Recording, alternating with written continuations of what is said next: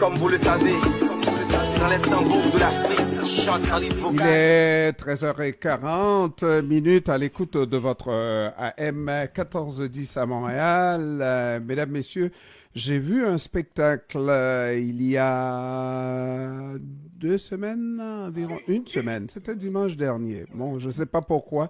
Je fais remonter ce spectacle à si loin, alors que c'est un spectacle qui est resté en moi, dans ma tête, comme l'un des meilleurs que j'ai vu ici à Montréal. Et le spectacle était animé, entre autres, par mon invité, qui est BIC.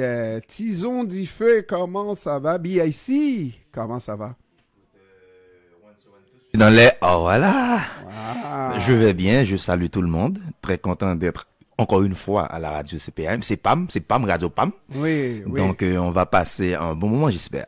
J'espère qu'on va passer un bon moment et puis peut-être qu'on va improviser, si tu es prêt à improviser avec nous. On va parler d'Haïti beaucoup. On va parler du spectacle, mais on va beaucoup parler d'Haïti. Peut-être que je vais faire un spectacle, une émission presque entièrement sur Haïti, mais on va parler aussi de l'Ukraine un tout petit peu. Mais commençons par les félicitations. Le spectacle de dimanche, extraordinaire. Vous l'avez préparé et monté comme il se doit. Combien d'heures de préparation ça prend pour livrer un spectacle comme ça à BIC? Déjà, je dois féliciter les musiciens parce que c'était pour la première fois que je donnais une prestation avec eux. On ne s'est jamais rencontrés avant. Et j'avais envoyé les chansons. Ils ont travaillé de leur côté. Bello est entré le 16. On a eu une répétition le 17. Ah ben, avec Bello, c'est vieille connaissance. Ouais, Bello a l'habitude de jouer avec eux. Ils connaissent les chansons de Bello. Non, mais avec vous, avec toi, je vais me permettre. Toi, bien sûr. Avec toi. Oui. Bello et toi, là, c'est poisson casé dans le bouillon. Là. Oui, on a l'habitude de faire des prestations ensemble. On se connaît, je connais les chansons de Bello et vice-versa. Ouais. Donc, il nous a fallu un jour pour répéter avec les musiciens d'ici. Et ça a donné ce que ça a donné la dernière fois. Et moi, j'ai été vraiment berné. J'ai vu tout rouge dans la présentation. Lorsque tu as fait, je pense que c'est toi qui as fait la présentation des musiciens. Oui. Et tu as laissé comprendre que lui, on a improvisé, mais pour la plupart de ces musiciens, on dirait que c'est des musiciens de vieille connaissance avec qui... les gens qui étaient là pourront croire qu'on a l'habitude de travailler ensemble, mais c'était la première fois que j'étais sur scène avec eux. Avec eux. Ouais. Mais voilà, la musique est vraiment universelle et puis il suffit de connaître son métier pour faire... Alors, juste pour faire une entrée en matière dans quelques jours, c'est environ 26 jours, 28 jours pour le spectacle du 25 mars. Est-ce que vous seriez en mesure de donner quelque chose d'aussi bonne qualité?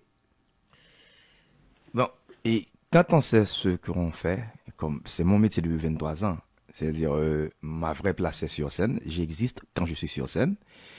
Et avec Jean-Jean Roosevelt à côté de moi, c'est presque la même chose qu'être avec Bello. C'est des choses qu'on a l'habitude de faire ensemble. On va répéter ce qu'on a toujours su faire. Il n'y aura pas de doute, il n'y a pas de doute, on va assurer. Et s'il y a un doute, c'est que le public fasse le déplacement. Ah, que le public fasse le déplacement. Et je suis sûr que le public va faire le déplacement parce que ce que j'ai vu, moi, j'étais, disons, au beau milieu de la salle et j'ai vu un public qui connaît Bello, qui connaît BIC également, qui chantait. Et vous le saviez aussi, vous faisiez travailler le public à chanter et c'était un plaisir. Non, mais vraiment extraordinaire, hein? Vraiment extraordinaire. Ouais, c'est ça la magie de la musique, c'est dire, il y a des fois, par exemple, moi comme parolier, comme compositeur, etc., il y a des fois que je veux faire une chanson, j'ai le sujet, mais je ne sais pas encore comment ça va se passer, donc il va falloir que je prenne du temps pour trouver les mots, etc. Et à un certain moment de la durée, 2 ans, 3 ans, 10 ans après, vous réalisez qu'il y a des gens de l'autre côté du monde, des gens que vous n'avez jamais rencontrés avant, et qui chantent ces chansons-là comme si c'est eux qui les avaient écrites. Ça, c'est de la magie. C'est-à-dire qu'en tant qu'artiste, nous sommes chez les gens. Nous faisons partie de la famille de ces gens-là. Nous sommes dans leur voiture, nous sommes dans leur chambre, nous sommes dans leur salon quand il y a les jours de fête. Donc et c'est pourquoi aussi il faut, en tant qu'artiste, que l'on comprenne la responsabilité qu'on a. Parce qu'il y a des gens qu'on influence, des gens qu'on ne rencontrera peut-être jamais. Ouais. Donc c'est ça, et j'aime voir ça. Ces gens-là qui viennent pour chanter, qui connaissent la chanson, qui vivent de ces chansons, qui s'approprient de ces chansons. Est-ce que les choses sont sur le point de changer par rapport au public haïtien ici? Parce que j'ai toujours dit que l'artiste haïtien prêchait dans le désert. Que toutes ces belles paroles, il y a un compositeur en face de moi là, je ne sais pas s'il lui reste encore des choses à dire de vérité, de la vérité haïtienne, n'est-ce pas, dans ses chansons. Plus que ça, tu meurs, et le public reste, on dirait, impassible, incrédule. On ne voit pas de réaction pas de chanter dans la salle, mais de changement de comportement dans l'attitude du public. Et je me suis toujours posé la question, est-ce que l'artiste est un Saint-Jean-Baptiste qui prêche dans le désert? Moi, je dis non. On ne prêche pas dans le désert. Et puis, si on prêchait dans le désert, ce serait qui le problème? Ce n'est pas nous. Nous avons une mission. Dans tous les pays du monde, il y a des chansons à texte, des artistes conscients qui sont moins adulés par d'autres. Ça existe partout dans le monde. C'est un monde qui est devenu paresseux, et même musicalement. Regardez comment l'Afrique envahit le reste du monde aujourd'hui, avec une chanson de 3 notes bien simple, sans les dièses, les bémols, les accords 9e et 7e, et ça marche. Donc, c'est pas ça le problème. Le problème chez nous, c'est parce que on n'arrive pas à catégoriser les choses. C'est-à-dire, aux États-Unis, ou bien au Canada, par exemple, quelqu'un qui voudrait aller écouter du jazz, il va il y a quelque part qui existe où il va aller écouter du jazz parce que c'est son goût. Quelqu'un qui voudrait aller dans une salle de théâtre, c'est disponible. Donc chacun a ce droit, a cette possibilité d'aller supporter l'artiste qu'il aime. C'est qu'en Haïti, il n'y a pas une politique culturelle qui va séparer tout ça, les chansonniers, et le compas. Donc, on a l'impression que le pays est réduit, mais c'est pas l'impression, le pays est réduit à une seule forme musicale que j'appelle la musique ambativante. C'est pas que nous prêchons dans le désert, c'est qu'il n'y a pas une politique culturelle pour que le message que nous faisons soit bien alimenté. Parce que les médias ont une grande responsabilité, les réseaux sociaux. Donc, c'est parce que dans leur logique ou bien dans leur politique, ils ne sont pas intéressés à faire promouvoir ces genres de messages. Pourquoi, par exemple, quelqu'un qui est devenu conscient, quelqu'un qui écoute de la musique de B.I.C., qui s'approprie de la musique de B.I.C., c'est pas quelqu'un qui va être facilement et rencontrer quelqu'un qui va lui dire, mon cher, je vais te donner 1000 gouttes et tu vas bloquer cette zone. Il va réfléchir. Cette société n'a pas besoin de ces gens. Ils n'ont pas besoin des gens qui peuvent réfléchir. Et c'est pourquoi ils ont tout fait pour réduire la beauté de la musique haïtienne, la poésie haïtienne, la littérature haïtienne, en cette musique que j'appelle musique ambativante. Mais, par exemple, là, à Montréal, comme vous venez de le dire, les gens connaissent les chansons. Et en Haïti, c'est plus que ça. En Haïti, quand je joue en Haïti, c'est de la folie. C'est pas qu'ils ne connaissent pas les chansons, c'est pas qu'ils ne comprennent pas le message. C'est que le pays en soi s'arrange pour que ces messages meurent dans l'œuf. Mais c'est pas que nous prêchons dans le désert. Et B.I.C., je ne sais pas si tu connaissais la période un peu de Duvalier où on pouvait pas. Le verbe était limité, le discours était limité, on était limité dans les compositions à dire ce que voulait bien entendre le régime. Mais aujourd'hui, on est ouvert. C'est peut-être notre seule vraie indépendance. C'est la pensée qui peut s'exprimer. Et c'est là où il faut réussir à débloquer les choses, à faire en sorte que le peuple participe dans la mouvance de ce qui doit changer dans son quotidien, n'est-ce pas? Et mon impatience, c'est peut-être parce que je vieillis, je commence à avoir des cheveux blancs, je ne vois pas ce changement-là. J'espère par cette culture, moi quand j'écoute des pièces de BIC, quand j'écoute certains textes de Tropicana, hein, et puis je me dis, bon Dieu de bon Dieu, c'est exactement ce que je veux dire à ce peuple, mais voilà des artistes qui rentrent chez tout le monde, beaucoup plus que moi qui parle à la radio, n'est-ce pas? Et qui ne réussissent pas. Est-ce qu'on va un jour sensibiliser comme il se doit ce public, parce que le changement doit venir de ce public qui ne doit plus mériter des dirigeants semblables. Or, le public qui a dansé au carnaval récemment, là, je te laisse pas aller parce qu'on va toucher à ce sujet-là tout de suite. Ce public-là mérite ces dirigeants-là. C'est un grand débat. C'est vraiment un grand débat. Tu sais, c'est juste une parenthèse, mais on va venir sur ça un petit peu tout à... Parce que nous avons beaucoup de temps cet après-midi-là.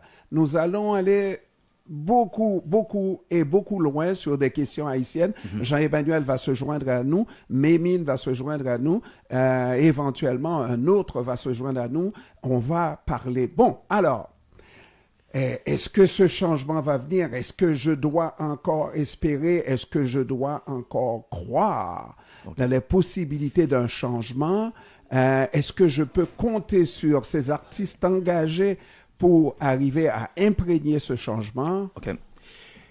Est-ce que vous devez continuer à y croire? Moi, je crois que vous n'avez pas le choix. OK? Sinon, vous aurez fermé tout, remballé tout, et aujourd'hui, on est samedi. Allez dans ton lit, un verre de vin avec votre famille. Vous êtes là parce que vous croyez encore qu'aussi minime que soit ce que vous faites, eh bien, la nature aura du vide. Donc, vous croyez, dur comme fer, que ça peut apporter quelque chose. Et c'est ce que je crois aussi. C'est pourquoi je continue à dire et à redire les mêmes choses. Ok. Maintenant, de notre côté, il ne faut pas faire l'erreur de croire que il suffit de croire que ça va arriver et que ça va arriver.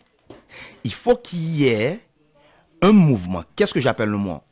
Vous, par exemple, à la CPAM, qui croit que ces chansons-là doivent continuer à exister, eh bien, vous avez la responsabilité de continuer à faire propager ces genres de messages. Parce qu'il y a des gens en Haïti, dans la diaspora aussi, qui prennent beaucoup de temps à critiquer les artistes qu'ils n'aiment pas, au lieu de donner un tiers de cette énergie à l'artiste qu'ils aiment. Dans le sens qu'on parle plus de ce qu'on n'aime pas que les artistes qu'on aime. Je crois qu'il faut renverser les choses. On sait qu'effectivement qu'il y a beaucoup d'artistes qui induisent le peuple dans l'erreur, on le sait. Mais ces artistes sur qui on peut compter, il faut créer un mouvement autour d'eux. Il faut continuer, parce qu'il ne faut pas laisser le vide. Parce que ces artistes-là qu'on critique aujourd'hui, ils ont trouvé un vide. Ils ont trouvé un vide. Ils ont trouvé un vide et ils en ont profité. Et heureusement pour eux et malheureusement pour le pays, ils sont portés par des bras lourds, des chefs de médias, des gens qui ont assez d'argent pour faire propager leur message. Donc, il faut essayer quand même de faire le contraire. Aussi minime que ça paraît être, moi je continue à le faire. C'est comme nos grands-parents. Quand mon grand-papa devait travailler et élaborer son champ, il n'avait pas la certitude que l'arbre qu'il plante va grandir pour qu'il le voie. Il n'avait pas cette certitude, mais il avait une responsabilité. Il prenait sa responsabilité et c'est exactement ce que je fais. Est-ce que mes chansons vont changer quelque chose? Moi, je ne sais pas. Je n'ai pas cette certitude, mais il y a une chose que je sais. J'ai un devoir, j'ai une responsabilité et je vais l'assumer. Bon, alors, c'est bien dit, il est fort, là. J'ai vu qu'il est fort. Je l'ai vu dès dimanche, Mémine, qu'il est très fort. Et ça me laisse croire qu'effectivement, il va y avoir un super de bon spectacle. Et puis, notre pays a énormément de difficultés et ça fait un certain temps que BIC dépose ses valises, entre deux valises toujours là, mais il est là depuis quelque temps et tu peux voir les efforts que la diaspora fait pour alimenter Haïti à notre façon. C'est difficile d'être des deux côtés de la barrière en même temps, n'est-ce pas? Là, c'est les associations régionales qui font des efforts pour aider Haïti. Dans ce cas, le 25 mars, c'est la Fondation Sildor qui va faire de son mieux. Imaginez une fondation qui paye l'écolage des enfants en Haïti. C'est extraordinaire, n'est-ce pas, dans la mesure où ces enfants-là abandonnent l'école, où ils n'ont pas l'occasion d'aller à l'école parce qu'on ne peut pas payer l'école pour ces enfants-là. Eh bien, Haïti, il n'y a plus d'espoir, n'est-ce pas? Donc, c'est comme ça qu'on fonctionne. BIC, qu'est-ce que toi, tu vas pouvoir dire à ce public-là pour qu'ils viennent vraiment supporter, en plus d'un bon spectacle, mais qu'ils viennent pour la cause surtout? Déjà là, je sais que la diaspora est aussi frustrée, même plus que les gens qui vivent en Haïti. Donc, en premier lieu, je leur dis que la musique est la meilleure des thérapies. C'est-à-dire, pour une simple raison de thérapie, ils sont obligés de venir. Ça, c'est une chose. Ensuite, pour la cause. Parce que je me rappelle, parce que c'est Sigmund Freud qui a dit on ne peut pas être et avoir été. Donc, soit vous êtes dans le pays, soit vous ne l'êtes pas. Mais que vous soyez en Haïti ou en dehors d'Haïti, vous êtes un Haïtien qui est capable de faire quelque chose. Et ce mouvement, je me retrouve dans ce mouvement parce que justement, c'est ce que je fais depuis toute ma carrière, depuis 23 ans. Je suis dans le social. Donc, j'invite les gens à venir pour la cause aussi. Mais après, je crois qu'il faut à un certain moment. C'est bien beau de vouloir payer les collages pour des enfants qui vivent en Haïti. Ça, c'est à féliciter. Mais après, je crois qu'on doit arriver à un moment où on doit aussi regarder quel type d'école. Vous payez les collages pour quel type d'école? Vous formez quel type de... Les écoles forment quel type de citoyen? Est-ce que c'est cette école qui est appropriée pour notre pays? Ça, c'est un autre débat. Mais je suis d'accord qu'il faut que les enfants aillent à l'école. Et après, il faut qu'il y ait un mouvement pour aussi questionner. Est-ce qu'on ne devrait pas revoir l'école haïtienne? L'éducation haïtienne. Parce que nous avons confié l'éducation de nos enfants à nos bourreaux. Et ça a donné ce que ça a donné. C'est vraiment un autre débat. Mais vraiment, il faut que les gens viennent pour la cause, pour la thérapie que ça apporte, pour le plaisir de chanter avec deux artistes qui ont fait de leur mieux pour tenir la balance. Jean-Jean Roosevelt et B.I.C. Écoute, c'est pas moi qui vais en parler. Et les gens qui savent. Pour ceux qui ne savent pas, eh bien, c'est bien bon de venir voir, de venir vérifier qu'effectivement, que ça valait la peine. Mémine, donc, on rappelle, c'est le 25 mars. Et la Fondation Sildor, ça fait combien de temps qu'elle fait ce type d'action-là, de payer les collages des enfants de Beaumont et de Corail, oui. Oui, la Fondation s'est impliquée depuis 2016 suite au cyclone Mathieu en octobre 2016. Cette activité, c'est notre première ici. À Montréal, oui, c'est notre première activité de ce genre parce qu'avant, on faisait des concerts religieux avec notre artiste Jean-Claude Janada. Effectivement, ça a aidé les 5-6 dernières années. C'est grâce à ces concerts que nous avions pu acquitter les frais de scolarité. Et je veux rebondir sur ce que BIC a dit tantôt. Oui, c'est vrai. Et payer les frais de scolarité, c'est une chose, c'est bon, parce qu'on sait qu'on vient en aide à des familles qui sont en difficulté. Parce que, vous n'êtes pas sans savoir les deux que l'éducation est prise en charge par les familles en Haïti. C'est pas l'État, c'est pas le ministère de l'Éducation, c'est pas le gouvernement et subitement, qui met une structure en place. Il y a tout simplement beaucoup plus d'écoles privées que publiques. Ouais. On parle de 80%. 80%. Et des gens en Haïti payent, s'occupent de A à Z de leurs enfants à l'école.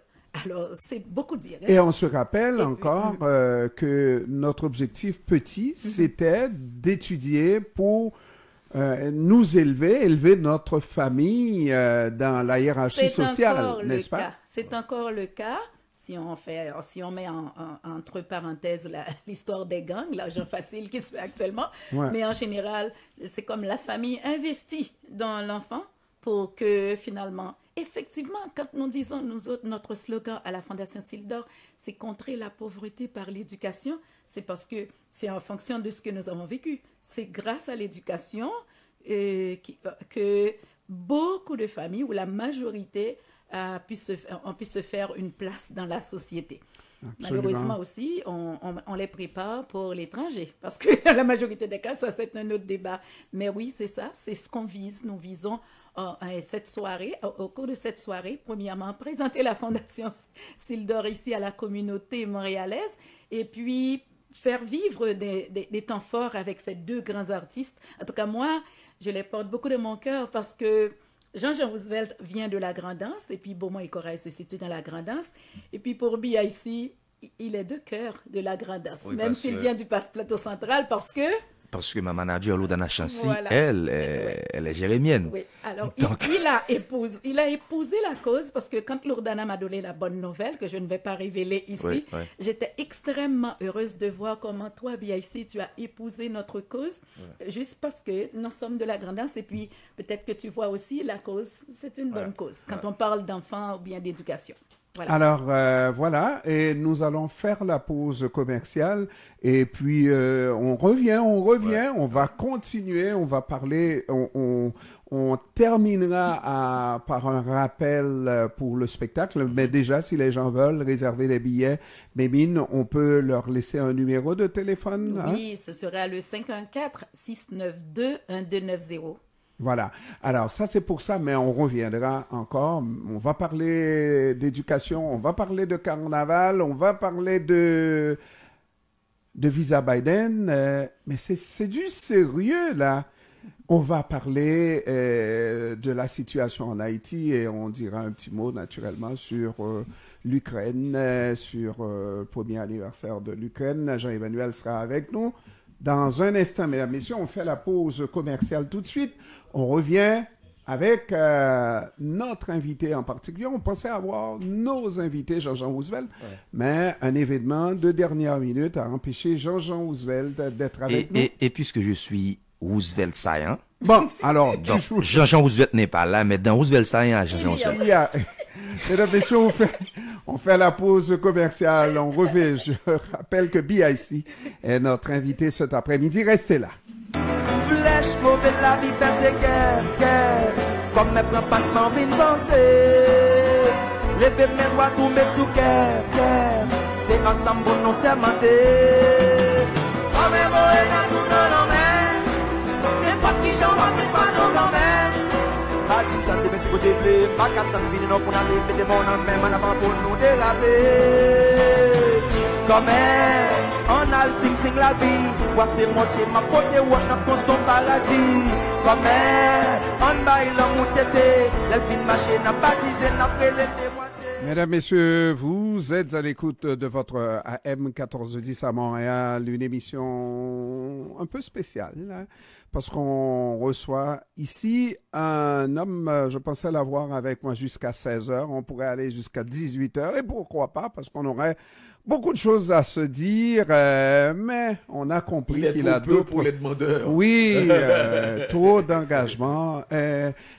On disait, j'ai pensé à ça là avant de revenir en ondes, que on disait et on continue à dire que la culture est à peu près la seule chose qui reste à Haïti et qui nous prouve qu'Haïti ne mourra pas. Est-ce que ça se justifie aujourd'hui encore avec la situation que vit Haïti au moment où on se parle? Moi, je crois que, en tout cas, en Haïti, le pays que je connais mieux au monde, tout se fait en chantant. Tout passe par la musique. On est content, on se réfère à la musique. On n'est pas content, on se réfère à la musique. On est allé travailler, on n'a pas encore reçu notre salaire, on chante. On va se marier, on chante. On est en enterrement, on chante. Tout passe par la musique. Donc, ça, il n'y a pas à sortir de là. Mais excusez-moi. Est-ce qu'on ne banalise pas aussi le sens du message que l'artiste souvent veut envoyer.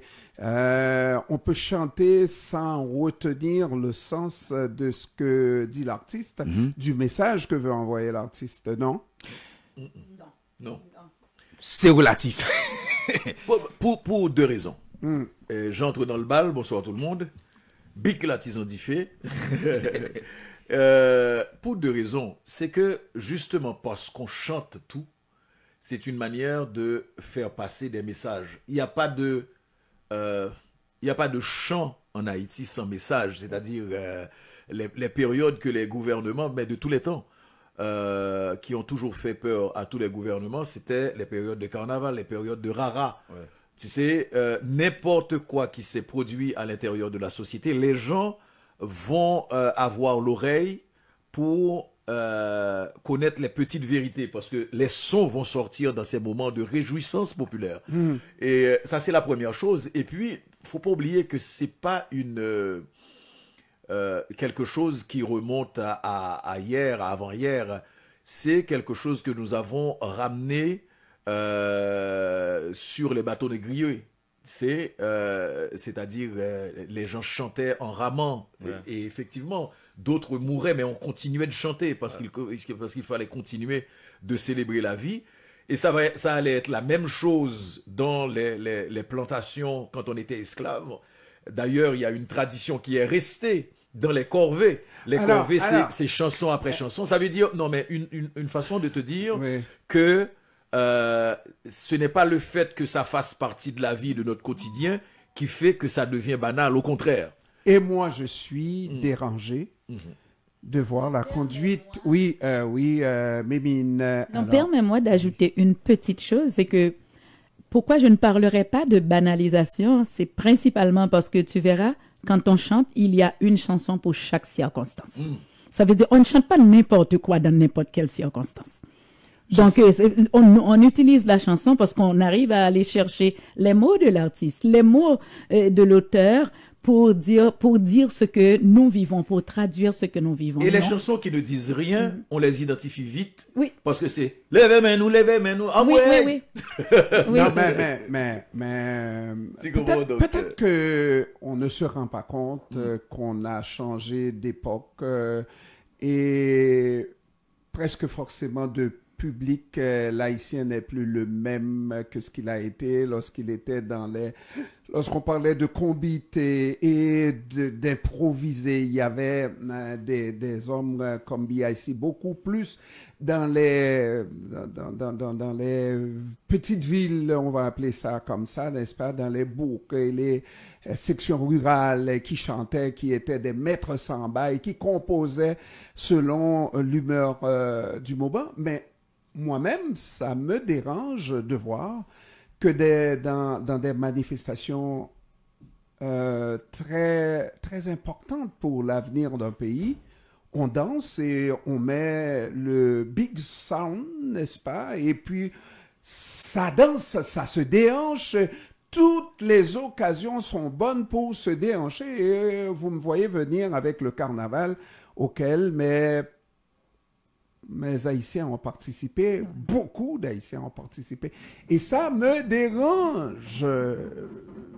Parce que c'est... Je laisse BIC répondre. Ouais. Déjà, il ne faut pas, quand on dit Haïti, il ne faut pas voir Port-au-Prince. On a toujours tendance à croire que ce qui se passe à Port-au-Prince, c'est Haïti en soi. Le carnaval, ça se passe à Port-au-Prince. Et les gens, cette année spécialement, les gens qui vont au carnaval, vous savez qu'il y a trois catégories de personnes qui vivent en Haïti maintenant. La première catégorie, c'est cette catégorie capté tes bœufs là. Ça fait leur affaire, ça va mieux quand c'est comme ça fait leur affaire. Donc, cette catégorie-là ne veut pas laisser le pays. On a une deuxième catégorie qui n'a pas les moyens. La preuve, on regarde comment les gens se tuent pour avoir un passeport, parce que le seul idée d'avoir un passeport fait déjà l'idée d'être en dehors de ce pays. Puis, il y a cette troisième catégorie qui ont toujours été manipulés pour être ce qu'elle est, pour servir à cette cause même. Parce que ces gens-là, c'est cette catégorie qui est réduite à ce qu'elle est, catégorie qui soit pour 1000 gouttes, catégorie qui sont même pour ceux qu'elles ne connaissent pas, parce que entre-temps, il y a une classe qui est partie d'Haïti. La classe intellectuelle est partie de ce pays. La main-d'œuvre est en train de partir. Donc maintenant, quand on dit Port-au-Prince, qu'est-ce qui reste? On parle de qui? Est-ce que c'est vraiment les représentants vraiment de ce pays?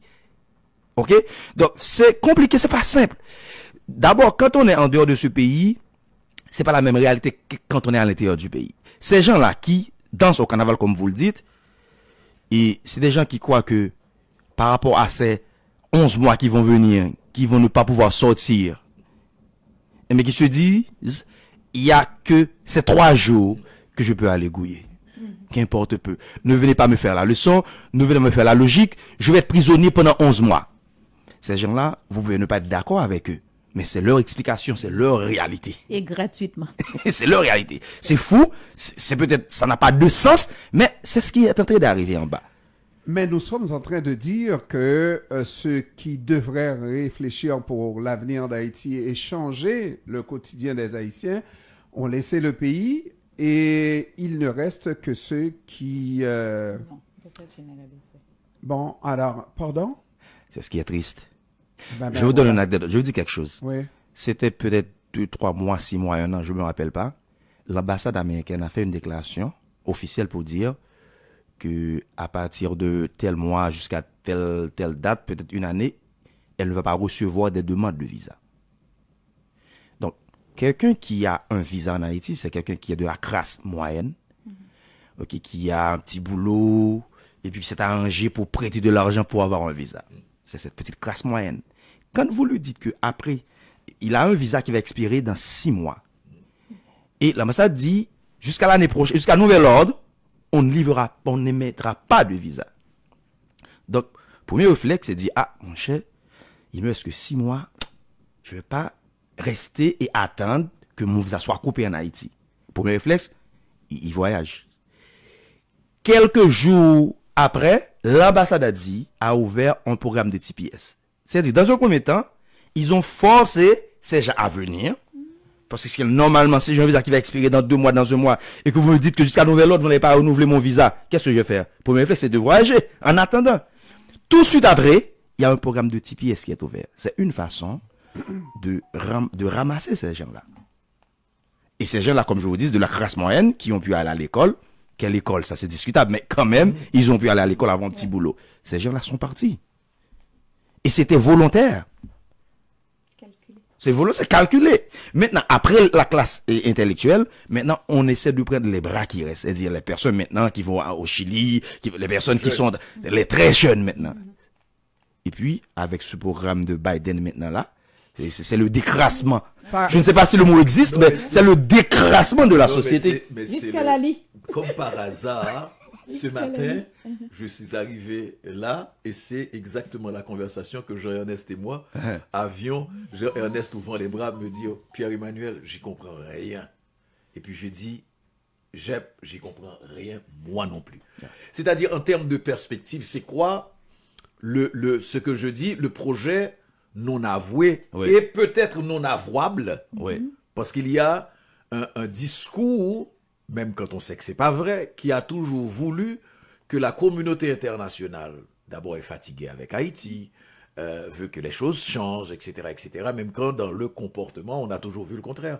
Mais là, cette espèce de mouvement de vider le pays, cette dynamique de vider le pays, mais de tout, parce que tu as évoqué la question de la classe moyenne, tu as évoqué la question, etc., des jeunes et patati et patata. Et là, tu viens avec la crasse, et justement, à un certain moment, parce que j'avais commencé à dire, Jean-Ernest, c'est vider le pays de sa substantielle moelle. Alors qu'il me dit non, et c'est ce que tu appelles la crasse. C'est-à-dire, là, tu as l'impression que c'est vider le pays de tout. Vous avez la possibilité, allez-y. C'est-à-dire qu'il n'y a pas de sélection en tant que tel. Ce que Jean-Emmanuel n'a pas exprimé, Jean-Emmanuel a une expérience de Biden, passeport Biden, là, parce que c'est le nom du programme de manière populaire, passeport Biden. Ça a marché pour quelqu'un que Jean-Emmanuel connaît, mais qui a toutes les études et toutes les qualifications possibles. Et là, on était en droit de croire qu'il s'agissait d'une politique visant à sortir la main-d'œuvre de qualité. Et moi, je dis à Jean-Emmanuel, non. Moi, je connais quelqu'un, parce que tout le monde connaît quelqu'un qui connaît quelqu'un. Quelqu'un qui a à peu près ça d'études, là, très peu d'études. Et qui a obtenu... avec la même facilité. Avec la même facilité. Il suffit que quelqu'un, à l'autre bout aux États-Unis, puisse parrainer la personne, et puis voilà, le visa est livré. Donc, on ne comprend plus rien de ce qui se passe de notre pays, et tout ce qu'on est en train de dire, c'est qu'on ne comprend rien à rien. OK.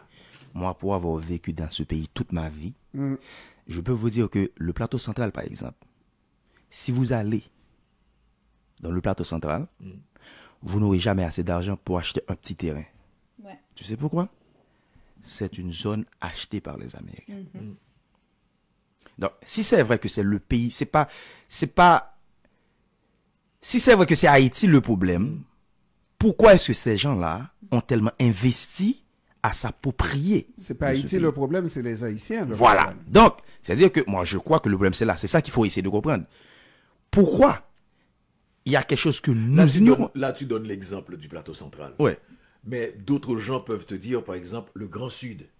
C'est ça, c'est la même chose. Partout à travers le pays. Maintenant, on me dit que dans le nord, l'île de la Gonâve, il y a un méga projet à l'île de la Gonâve. Pourquoi, quand on parle du pays qui n'est pas du tout en santé, très malade, et puis qui se vide de son sang, parce que finalement, on prend tout, et puis... Moi, je crois que ça fait partie du projet global sur le fait que ceux qui vont rester finalement en Haïti vont accepter l'arrivée des étrangers, cette mise sous tutelle qui portera son nom, avec évidemment des occupants locaux, et on va finir par voir toute contestation par rapport à notre fameuse phrase « Haïti pas vendre ni en Mosso, ni en Tikal, ni en Grand », ça va tomber parce qu'on va créer des dynamiques, on va créer probablement des usines, on va créer ci, on va créer ça.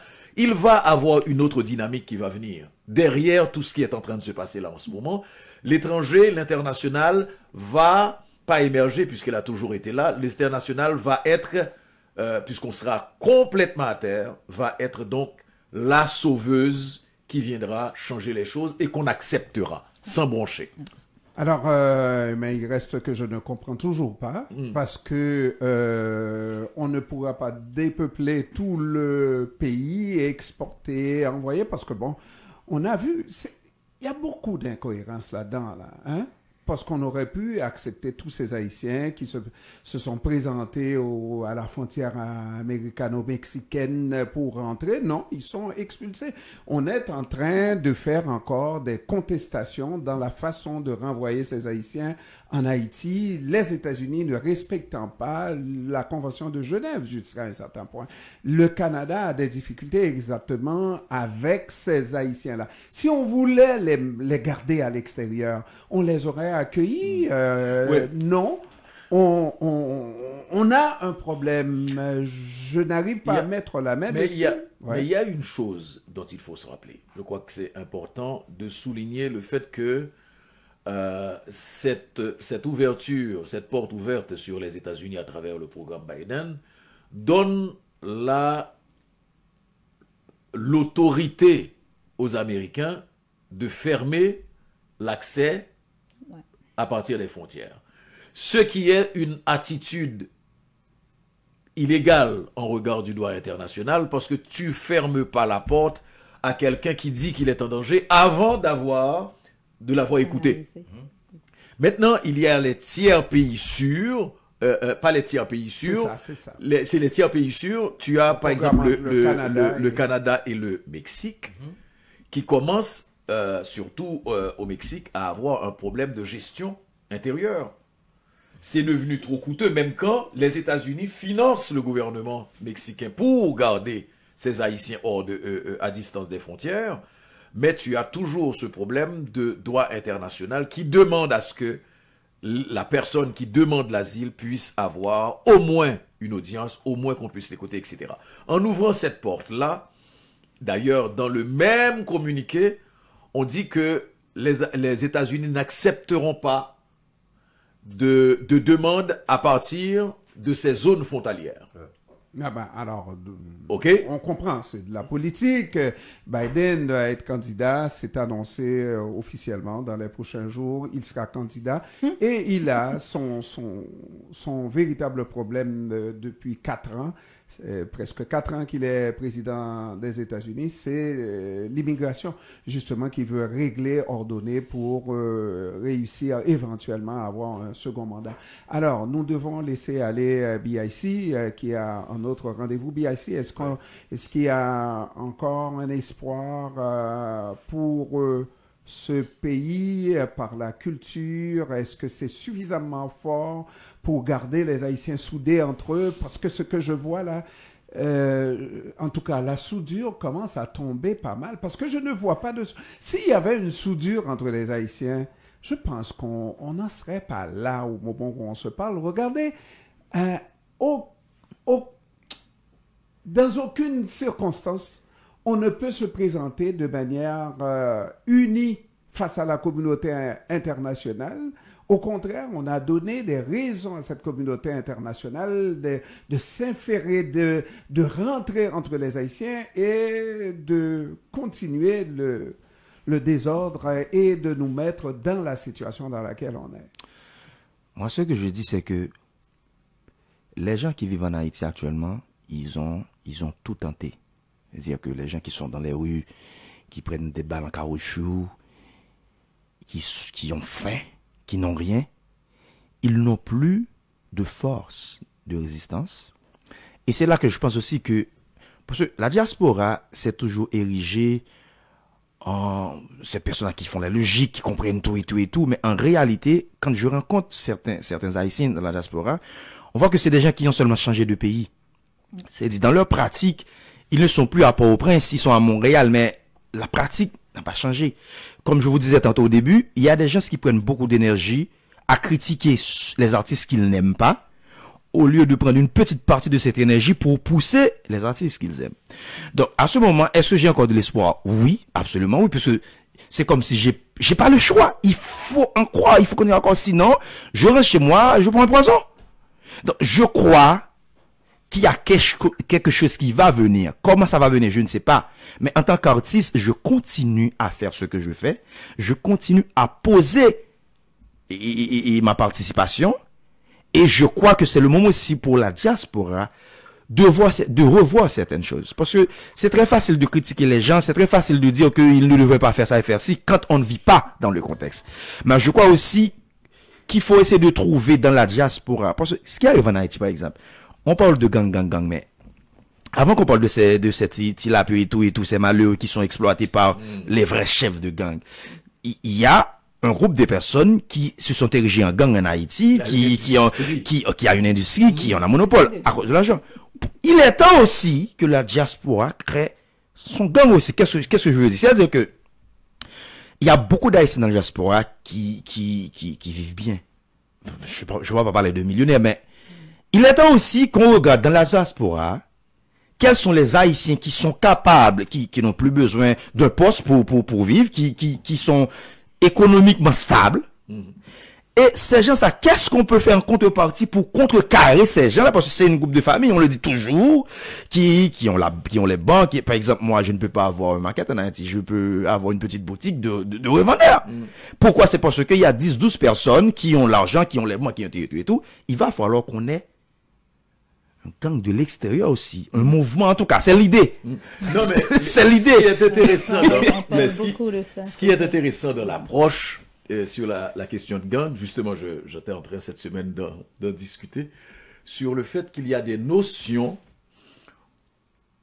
qu'on a tellement dénaturées par rapport à la conjoncture que ces notions-là finissent par perdre leur sens. Oui. Un gang n'est pas nécessairement négatif. Yeah.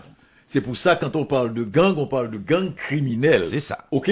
Donc, un gang, c'est un regroupement d'intérêts, etc. Ouais. Et fondamentalement, ce que tu dis, j'ai aimé l'image qui pourrait paraître impropre de les circonstances. C'est ça, mais on se comprend. Je m'excuse. Ah, oui, non, mais c'est bon. C'est pour ça qu'il faut ramener les gens au sens réel. C'est comme à un certain moment, quand tu disais organisation populaire, oui. Tu sais, parce que il y avait eu une notion négative par rapport à ce qu'on faisait de ces organisations populaires. Ouais. Tu sais, alors qu'avant, ça représentait quelque chose dans les quartiers, etc., etc. Il y a même des gens qui vont te dire que ces organisations, ce sont les mêmes qui ont été reconvertis en gangs dans les quartiers. Et BIC a fait une excellente remarque. Je pense que nous faisons tous un peu ici aussi. Nous avons beaucoup de ressources ici, quand on dit ici, dans la diaspora Absolument. En général. Mais on se demande, et puis quand il dit qu'on quitte Haïti, mais Haïti ne nous a pas vraiment quittés, pourquoi on n'arrive pas à faire, à se constituer vraiment en communauté? Parce qu'on n'est pas une communauté. Pourquoi on ne peut pas travailler ensemble? Pourquoi on ne peut pas? On peut discuter, et puis ça se fait là. On fait beaucoup d'analyses. Mais quand vient le temps de se mettre ensemble pour faire quelque chose, c'est plus compliqué. Ça veut dire qu'on va devoir encore apprendre et travailler travailler ensemble éventuellement. Et un jour, ça viendra. Peut-être que nous sommes un peuple encore trop jeune, n'est-ce pas? Et que nous devons passer par ces situations-là. Mais à quel moment tu penses qu'on va atteindre cette maturité pour dire finalement on commence? Parce que la chose nous monte là sous les narines. Beaucoup. BIC, Mémine et Jean-Emmanuel, comprenez qu'on ne peut pas être en même temps en amont et en aval. Parce que nous contribuons, n'était cette diaspora-là, Haïti n'aurait vraiment pas existé, n'existerait plus depuis un bon petit bout de temps. Mais on nous exige d'envoyer de l'argent. On nous exige de gérer l'argent envoyé par nous-mêmes, de faire en sorte que cet argent-là ne traverse pas la République dominicaine, ne revienne pas à Miami, etc., etc. On ne peut pas être en amont et en aval en même temps. Ou on est là pour alimenter, ou on est là pour gérer. Moi-même, je considère que les Haïtiens d'Haïti, comme bénéficiaires, sont là pour gérer cet argent, faisant en sorte qu'il y ait qu'on ne consomme pas tout ce qui nous vient de la République dominicaine, tout ce qui nous vient de Miami, n'est-ce pas, qu'on y voit une certaine production nationale. Mais non, cette production nationale n'est pas là. Il faudrait que ce soit ce que BIC prône, là, c'est ça, là. Qu'on fasse un gang pour aller faire en sorte... Mais il n'y aura pas d'argent. Si toute la diaspora retourne en Haïti, et c'est pour ça que certaines fois on chante, on dit des affaires, retournez là, retournez là. Plus on dit ça, là, plus on reste dans la diaspora, parce que c'est une nécessité. On est obligé d'alimenter et de payer le loyer et d'envoyer les enfants à l'école, n'est-ce pas? Mais pour rebondir sur ça, je crois, contrairement à moi-même, ce que je crois, c'est que la diaspora haïtienne est en amont et en aval, et c'est une mauvaise chose. Je m'explique. En Haïti, on critique les médias qui véhiculent les chansons pas commodes, par exemple. En fait, quelqu'un qui est dans la diaspora a le même discours. Mais regardez, dans ce que les promoteurs, je ne les connais pas, mais je sais qu'il y a un mouvement, il y a des gens qui sont là pour vendre de la musique haïtienne au Canada, et aux États-Unis, en Europe. Qu'est-ce qu'ils ont fait? Ces artistes-là qu'on critique, on est artiste comme on le peut, c'est pas le sujet. Chacun fait ce qu'il peut faire. On ne devient pas poète en claquant les doigts. Ok? Si tu es poète, tu ne peux pas, mais tu es quand même artiste. C'est pas le problème, mais remarquez que ce qu'on critique de l'extérieur, c'est cette même chose-là qu'on vend à l'extérieur de ce pays. Maintenant, le jeune qui est en Haïti, quand il voit que, et en Haïti, et au Canada, et à New York, et en Europe, c'est l'artiste X qui on dit entraîne le public dans la mauvaise direction, et qu'il voit que partout, même à l'extérieur de ce pays, c'est-à-dire qu'on adulte, lui, il reçoit un message. Son message, c'est d'être, mon cher, j'aime BIC, mais écoute, c'est pas BIC qui est aux élites, c'est pas BIC qui est à New York. Donc, c'est-à-dire que, pendant qu'on critique ce système-là, mais même à l'extérieur du pays, on continue à donner de la force. Et donc, excusez-moi, donc c'est une façon pour vous dire, quand je parle de gang, c'est un grand mouvement. C'est-à-dire que l'image qu'on veut donner à ces jeunes qui sont en Haïti, il faut le construire de l'extérieur. Parce que l'artiste peut se dire, ok, le jeune peut se dire, ok, en Haïti, je vois que c'est X artistes qui mènent, pas grave. Mais je vois que quand je fais un petit effort, il y a à l'extérieur du pays une autre forme de mouvement qui me fait venir, qui me donne c'est un message lancé aux autres. Mais quand, et en Haïti, et à l'extérieur, c'est la même chose qu'on critique, que l'on vende, comment veux-tu que ce jeune-là en Haïti prenne l'autre direction?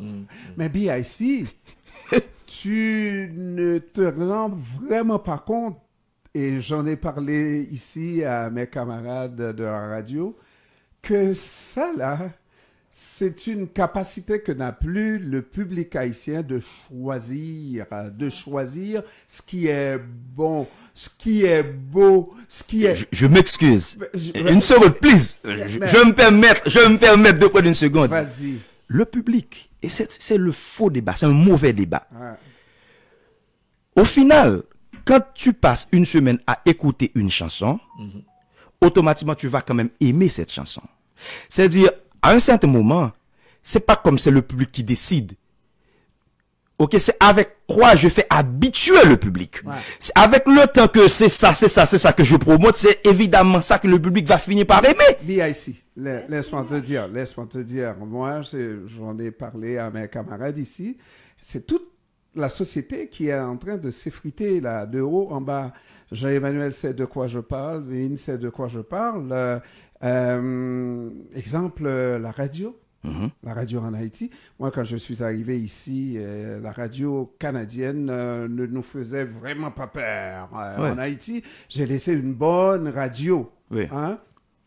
Aujourd'hui, ce que j'entends de la radio, là, vraiment, c'est triste.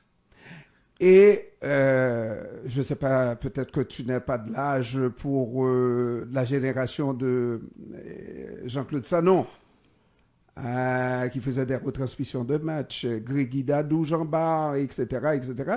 Aujourd'hui, quand tu les écoutes, ces gens-là qui font des retransmissions de matchs, là, c'est vraiment là, une pauvreté, et le public aime ça. Regardez bien ici, ça bien ici, on fait là, regardez Chita, et puis la danser, et puis ça n'a rien à voir avec le match véritablement. Ce que moi-même, ce à quoi j'étais habitué, c'est des Jean-Claude Sanon, c'est des Dadou Jean-Bar et les autres qui faisaient un travail de qualité. C'est toute la société. Moi, quand on me présente des présentateurs qui sont des vedettes à la radio haïtienne, là, vedette mon œil. Bien sûr. Et c'est toute une société qui n'a plus le choix. On t'impose celui qui dit des bêtises dans sa chanson et on l'adopte, etc., etc. Voilà pourquoi je dis qu'il faut qu'il y ait un gang qui essaie de renverser cette situation. Parce qu'effectivement, c'est ça. Pour être un musicien très connu d'un moment à l'autre en Haïti, il faut faire de la bêtise. Mais après, il faut aussi voir qu'il y a une machine derrière tout ça. Donc c'est cette machine-là, c'est cette contre-machine-là que nous n'avons pas. Toute la société haïtienne est traversée et ça m'étonnerait, Jean-Emmanuel. À un moment donné, là, Jean-Emmanuel, c'était à la radio en Haïti. Et puis, à un moment donné, il a essayé de fighter avec moi sur la question en disant que dans cette société où tout est à la dérive, il pourrait y avoir un secteur qui serait épargné comme des gens. Et là, moi-même, ça fait longtemps, Jean-Emmanuel, qu'on me dit, tu dis Radio Métropole, on te dit tel secteur. Tu dis Radio Caraïbe, tel autre secteur. C'est comme ça. Les gens défendent leurs affaires. Les gens sont des affairistes de micro, des marchands de micro, BIC. Oui, mais c'est là où je dis, et on n'était pas d'accord, on ne sera toujours pas d'accord. Mais on était un moment d'accord. Non, on ne peut pas généraliser. On ne peut pas généraliser. Mais sinon, l'exception devient... ce pays est fini et je dis que non. On n'est pas loin. Le pays ne mourra pas. Il va arriver d'autres moments de combat, d'autres combats à mener. Il y aura toujours des combats à mener. Tu imagines, Biassi, il y a un présentateur vraiment de confiance et puis qui fait des likes, comment on dit ça là, et qui a du monde, beaucoup de monde derrière sa camionnette, n'est-ce pas? Et puis c'est pas derrière sa camionnette, c'est beaucoup de camionnettes derrière sa noce. Alors, un jour, on surprend le bonhomme au téléphone à dire il faut payer le passeur, etc. Et lui, au micro, justement, il combattait ces gangs. Tout le monde, il y a tellement de gangs en Haïti, là. Je pense que si on fait un gang, on s'en va là-bas, ils ne nous laisseront même pas rentrer avec leur gang de constitution de 1987. On n'a pas notre place dans ce pays. Tout ce qu'on peut faire, on a une raison de se battre. Oui, si on accepte. Oui. Comment, excusez-moi, mais comment, en tant qu'intellectuel, raffiné, ravisé, tout, vous êtes comme les autres en Haïti, quand je dis vous, je parle de la diaspora qui est victime de ça. Vous restez comme ces gens en Haïti, vous dites, OK, on peut rien y faire, on nous a mis dehors, donc non, il faut à un certain moment voir comment on peut prendre sa place. Sinon, ça vous arrange, ça vous donne la bonne conscience de dire chaque fois, on ne m'a pas laissé de place. C'est ça. Non. Tu sais, Jean-Emmanuel, tu sais que je l'ai déjà dit, là. Quoi? Ça prend une révolution. Tu ne peux pas rentrer selon les normes, avec les règles, la loi, etc., et dire je peux occuper telle fonction de sénateur, de député, tout ce qu'on peut être au moment où on se parle là. Dans la Constitution de 1987, c'est peut-être comment on appelle ça? Oui, c'est ce que nous disons. C'est-à-dire que il est temps aussi que cette diaspora, mais il y a toujours un moyen. Il faut qu'il y ait un moyen, sinon cette diaspora et ces gens qui vivent en Haïti ne sont pas trop différents. Les gens qui vivent en Haïti, ils disent qu'on n'a pas le choix, on nous impose ça, on est là. Les gens de la diaspora disent c'est la même chose, la Constitution nous met dehors, il n'y a rien à faire. Eh bien, au final, il n'y a pas trop de différence. Quand je parle de gang, c'est de tout ça, il y a un problème qui est là. Comment le contourner? Puisque ces gens qui ont imposé ce problème, ils ont contourné quelque chose. Ils ont contourné une structure. C'était pas toujours comme ça. Donc, quand est-ce qu'ils sont arrivés à avoir le contrôle de ce pays, du Parlement, du commerce, etc., ils se sont organisés. Ouais. Eh ben, je pense pas, là je comprends ta logique, mais le contourner n'est pas le bon moyen, parce que justement ce que les gens comme nous qui réfléchissons par rapport au changement à apporter, c'est que justement on arrête de contourner, qu'on fait face, qu'on change ce qu'il y a à changer. D'où la notion de révolution, de remise en question. Tout ce qu'on a toujours fait. C'est un retour. Peut-être que le mot contourner est mal choisi, parce que je voulais dire. Le mot contourner est mal choisi, mais ce que je voulais effectivement dire, c'est que, par exemple, en Haïti, là, quand il y a les élections, regarde, quand il y a les élections, pas vrai? On sait déjà que c'est des gens qui décident qui vont être députés, qui vont être sénateurs. Parce qu'ils ont le pouvoir économique, ils ont leur gang, ils ont l'argent, ils ont leur gang, ils ont tout. Tant et aussi longtemps qu'on n'est pas capable de trouver une autre force qui peut trouver un moyen aussi de voir comment imposer aussi leur force. Par exemple, excusez-moi, dont la mission, par exemple, c'est d'aller spécifiquement se battre pour que la diaspora ait les mêmes droits, les mêmes garanties légales, etc., etc. Je comprends ce que tu veux dire. Il faut créer. Moi, j'ai vraiment un problème par rapport à ça. On peut vouloir donner tous les pouvoirs à la diaspora. Moi, je pense là, après 21 ans ici, je pense qu'il y a beaucoup d'étapes à franchir au niveau de cette diaspora qui n'arrivent toujours même pas à se mettre ensemble. Il y a de l'organisation, on a parlé. Il faut s'organiser pour être vraiment une vraie communauté. On ne dira pas unie, ce sera jamais, c'est un idéal, mais une vraie communauté pour pouvoir aller dire, parce qu'on n'est pas organisé. Oui, donc on ne peut pas aller faire la leçon, sinon tout le temps analyser. Et pour revenir et laisser partir BIC, parce qu'on attend BIC ailleurs, et puis on veut que le jeune homme garde sa belle réputation d'être toujours à l'heure, n'est-ce pas? Alors, cela dit, on revient à contourner toute notre vie, on a contourné toute notre vie, on a contourné les obstacles. Chaque fois qu'on est, puis on prend un contour, on achète le 4x4 parce que les chemins ne sont pas carrossables. On prend l'avion parce que... EDH ne marche pas, tu achètes le groupe électrogène. Le groupe électrogène ne marche pas, tu achètes l'inventeur. Il faut cesser de contourner. C'est pourquoi j'ai dit que j'ai mal choisi le mot. Non, mais c'est bon, on a compris. Maintenant, il faut cesser de contourner. Il faut trouver ce qu'il faut. Parce qu'au final, on va se donner de la bonne conscience, blablabla, et... Voilà. Non, mais c'est vrai aussi, il faut résoudre ce problème. Cet autre problème, il doit exister une diaspora. Une diaspora n'est pas une chose négative en soi. Là, les Juifs ont leur diaspora. Et si n'était-ce la diaspora juive, Israël ne serait pas ce qu'il est aujourd'hui au moment où on se parle. Est-ce qu'on peut permettre à cette diaspora d'avoir les droits que d'autres pays accordent à leur diaspora? Pourquoi doit-on faire cette distinction? C'est entre les Haïtiens du dedans et les Haïtiens du dehors, tout comme on a fait entre les Haïtiens de Port-au-Prince et les Haïtiens. Moi, je suis des Gonaïves et je suis fier d'être Gonaïvien de la province. Et si j'étais un homme de l'arrière-pays, oui, je suis de l'arrière-pays, mais j'ai mes valeurs, les valeurs haïtiennes, et ça ne m'empêche pas d'être un bon Haïtien capable, etc., etc. Qu'on arrête, qu'on fasse face à cette difficulté des Haïtiens, à nos peurs, entre autres, et à les confronter et à changer ce qu'il convient de changer pour que tout le monde puisse vivre en paix dans ce foutu pays. C'est un foutu pays. Alors, BIC, merci. Donc, le spectacle, c'est le 25 mars. Et puis, je vais être là, BIC. Si tu me donnes la même chose, là, je ne sais pas, là, la même chose que tu nous as donné dimanche dernier.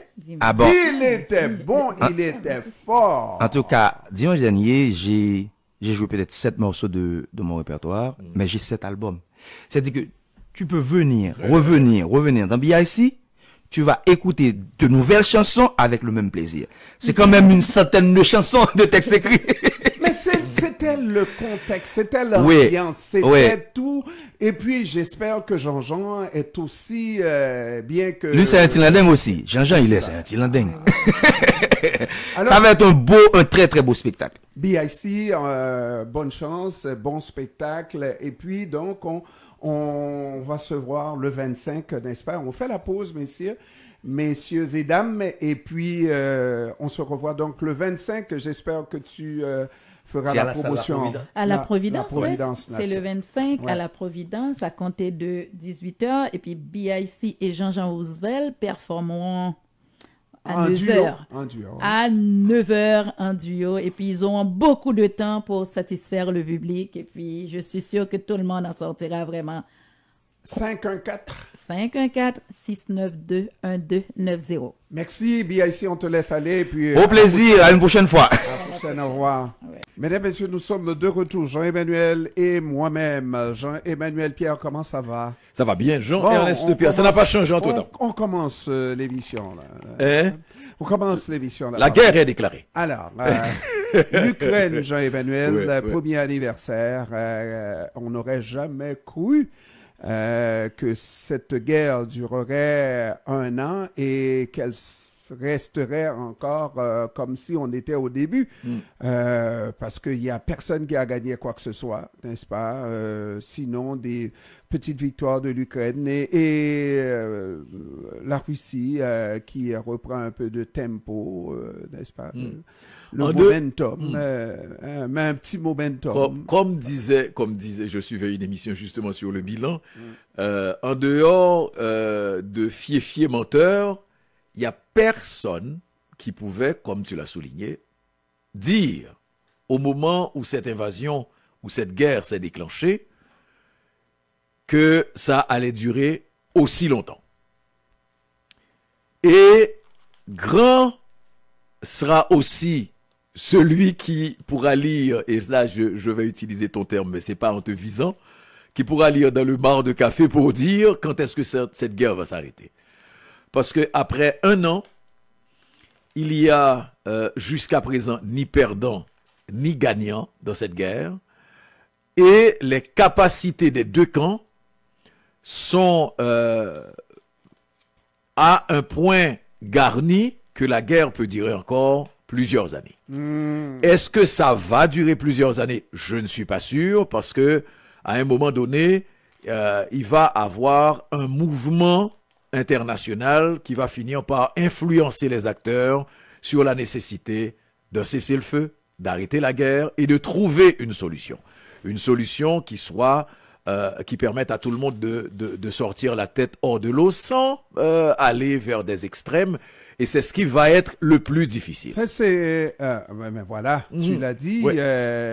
Lorsque on s'engage dans une guerre comme celle-là, je parle de Vladimir Poutine surtout, l'autre est en train de subir la guerre, n'est-ce pas?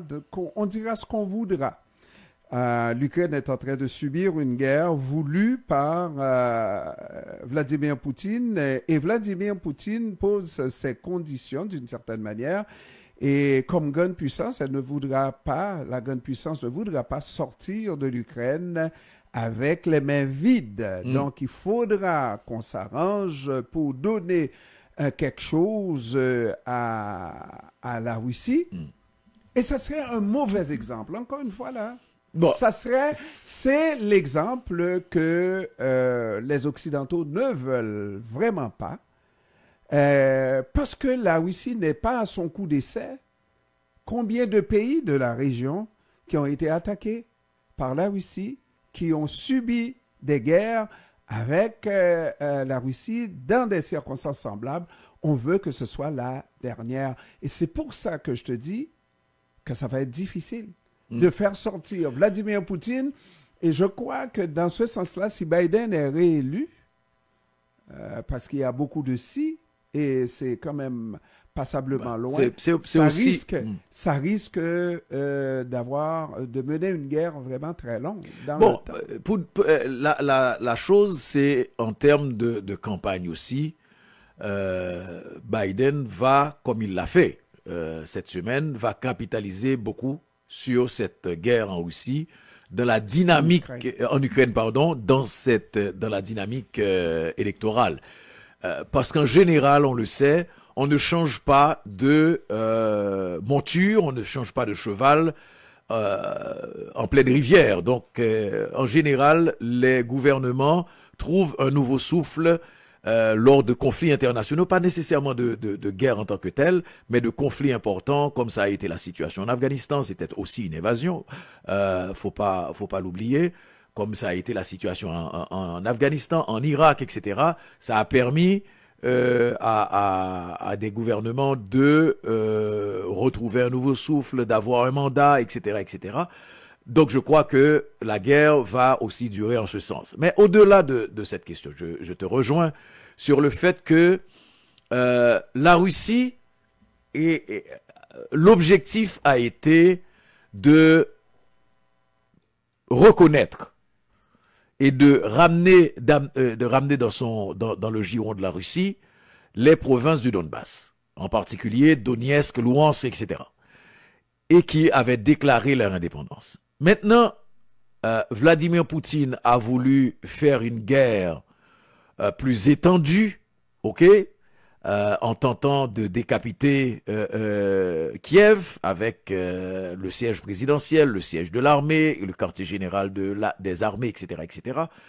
Et ça a donné ce que ça a donné, c'est-à-dire une espèce de flop où la Russie est en train de se débattre dans ce qui devrait être une promenade de santé.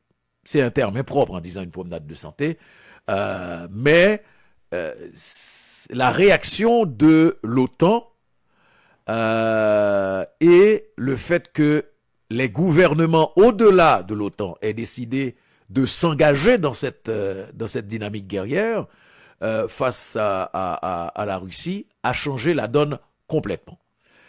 Maintenant, et c'est là où quand tu parles d'exemples qu'on veut faire avec l'Ukraine ou cela fait du sens, c'est-à-dire que l'Occident, est-ce que l'exemple va se réaliser, c'est une autre question, mais que l'Occident veut faire un peu comme le G9, moins toutes.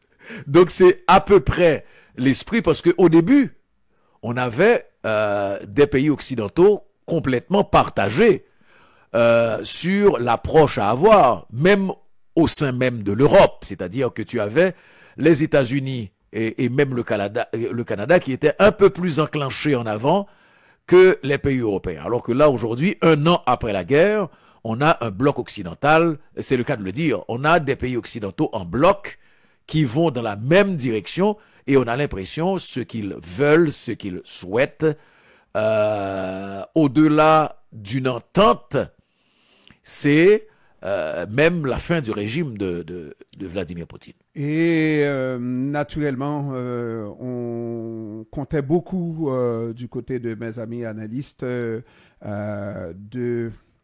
du fait que les peuples des pays concernés, des pays occidentaux qui soutiennent l'Ukraine, allaient finir par s'emmerder avec les dépenses excessives qui sont faites dans cette guerre, qui n'est pas la leur, etc. Et au contraire, hier, premier anniversaire, on a vu des peuples de l'Europe se tenir debout. Attention, tu as vu des manifestants. On a vu des manifestants, oui. Mais on n'a pas vu le contraire oui. Non plus. Donc, des gens qui se tiennent debout aux côtés de l'Ukraine et justement avec le sentiment que si on laisse passer l'Ukraine aujourd'hui, eh ben, demain, on ne sait jamais parce que les prétentions de Vladimir Poutine peuvent aller vraiment aux antipodes. Cela dit, il y a un nouvel acteur, là. Un nouvel acteur qui n'est pas si nouveau que ça. C'est le comportement de la Chine qui a changé en disant les vraies affaires. La Chine n'est pas allée jusqu'à donner une feuille de route, mais a donné sa compréhension des motifs pour lesquels on devrait arrêter la guerre et des moyens qu'on doit prendre pour arrêter cette guerre, en disant que oui, il faut respecter les territoires des autres. Ça, c'est en regardant droit dans les yeux Vladimir Poutine. Il faut arrêter de croire qu'on peut utiliser l'arme atomique dans cette guerre, etc. Et quand c'est un allié aussi important de Vladimir Poutine qui s'exprime de cette manière-là, je pense que ça va avoir une autre incidence sur Vladimir Poutine. Bon, tu as deux choses. La Chine est en train de gérer ses propres perspectives. N'oublions pas qu'il n'y a pas d'amis éternels ni d'ennemis éternels dans la dynamique des relations internationales. C'est normal. Tout le monde dans cette guerre est en train de régler ses problèmes personnels. Et on est d'accord. C'est ça. Et la perspective de la route de la soie, on revient toujours à cette fameuse route de la soie de la part de la Chine, dans sa perspective aussi d'une certaine hégémonie économique, c'est-à-dire devenir l'hégémone dans le domaine économique en attendant peut-être le domaine militaire. Cette perspective-là, la Chine ne veut pas la négocier pour rien au monde. Tu as vu que le discours, parce que il y a depuis le fameux ballon, parce qu'il y a toujours une raison pour relancer la tension entre les Américains et les Chinois. Depuis le fameux ballon, ok, il y a une tension qui est vive entre la Chine et les États-Unis. Et ce que la Chine a tenté cette semaine, c'était de dire « Je pourrais décider de soutenir Vladimir Poutine en lui offrant des armes létales. » Ouais. J'exagère là. Et le ministre des Affaires étrangères. Le ministre des Affaires étrangères, en tout cas des États-Unis, qui a commencé par dire que la Chine semble vouloir offrir des armes. Et tout de suite, ça a été démenti. Attention. Par les Chinois eux-mêmes. Par les Chinois eux-mêmes. Et au lendemain surtout de la visite, à la veille du premier anniversaire de Biden à Kiev, pour la première fois, Alors donc, la Chine a compris le sérieux de la chose. C'est une situation qui va rester sensiblement la même parce que les Occidentaux tiennent mordicus à soutenir l'Ukraine jusqu'au bout et jusqu'à quand on va continuer avec cette guerre.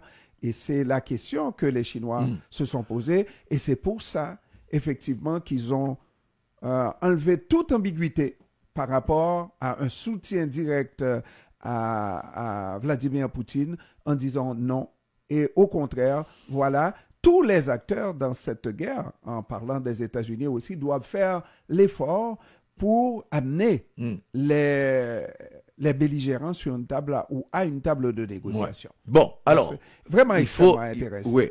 Maintenant, ce que je voulais souligner, c'est la position chinoise dans le contexte de cette intervention russe qui n'a jamais été, et je te l'ai dit pendant la semaine, qui n'a jamais, je te l'ai rappelé quand je t'ai dit que je te l'ai dit, je te l'ai rappelé pendant la semaine, la position de la Chine n'a jamais été différente. La note différente, c'est cette sortie ou bien de ministre des Affaires étrangères chinois ou bien d'un ambassadeur, etc., que le département d'État va mettre en épingle, etc. Mais la position de la Chine a toujours été d'abord contre toute évasion, ok? Parce que la Chine se dit contre toute politique de choses de territoire, d'intervention dans un territoire, etc. Et quand on a parlé de Taïwan, que la Chine, où la Chine veut intervenir, la Chine a dit c'est pas une évasion. Taïwan fait partie du territoire chinois. Donc, c'est l'inverse. C'est si des forces étrangères interviennent en Taïwan que ça serait justement une évasion, etc. Et dans cette perspective-là, la Chine n'écarte aucune possibilité. Je crois que c'est l'ambassadeur de France, l'ambassadeur de Chine à Paris, qui avait fait cette déclaration dans une émission télévisée. Alors, ça nous ramène à quoi? Ça nous ramène à une Chine qui a ses propres perspectives, comme je le soulignais, et qui reste, si tu veux, égale à elle-même. Et ce que Xi Jinping a fait, c'est bloquer toute perspective d'escalade qui serait en lien avec une éventuelle alliance ouverte, officielle avec la Russie. C'est la même chose par rapport à comment on dit, à la Corée du Nord. Non. Alors que les relations sont différentes. Je rappelle que c'est la Chine qui avait négocié pour la Corée du Nord l'armistice sur la guerre. OK? Jean-Emmanuel, on passe à autre chose. On laisse chose parce qu'il faut regarder Haïti et puis il va nous rester très peu de temps. Et c'est d'abord le carnaval. Je pense qu'on est unanime là-dessus, n'est-ce pas? Ce carnaval que Ariel Henry a décidé d'organiser à Port-au-Prince. Et malheureusement, moi je pensais, on dirait même que je n'ai pas vu de promotion pour le carnaval. À l'approche du carnaval, en général, on reçoit ici des meringues carnavalesques, beaucoup de nouveautés, etc. Je n'ai pas vu passer, je n'ai pas entendu une meringue carnavalesque sur les ondes de cette radio. Mais bref, il y a eu un carnaval. Et c'est pas Ariel qui m'a surpris. Ce qui m'a surpris, c'est de voir des gens, je ne veux pas dire le peuple, mais des gens prendre part, et en très grand nombre, à ce carnaval. Et ça m'a gêné terriblement, profondément. Bon, la première chose, c'est que, tu as vu, le gouvernement a pris le soin de ne pas organiser de carnaval officiel et de laisser le choix aux mairies des grandes villes d'organiser le carnaval. Donc c'est la mairie de Port-au-Prince qui a organisé le carnaval. Mais je rappelle une seule chose, c'est que normalement, le carnaval est du ressort des villes, des administrations communales. On a pris une habitude d'organiser un carnaval national. Un carnaval national, un comité du carnaval, etc. Mais bon, mais ça c'est une autre histoire.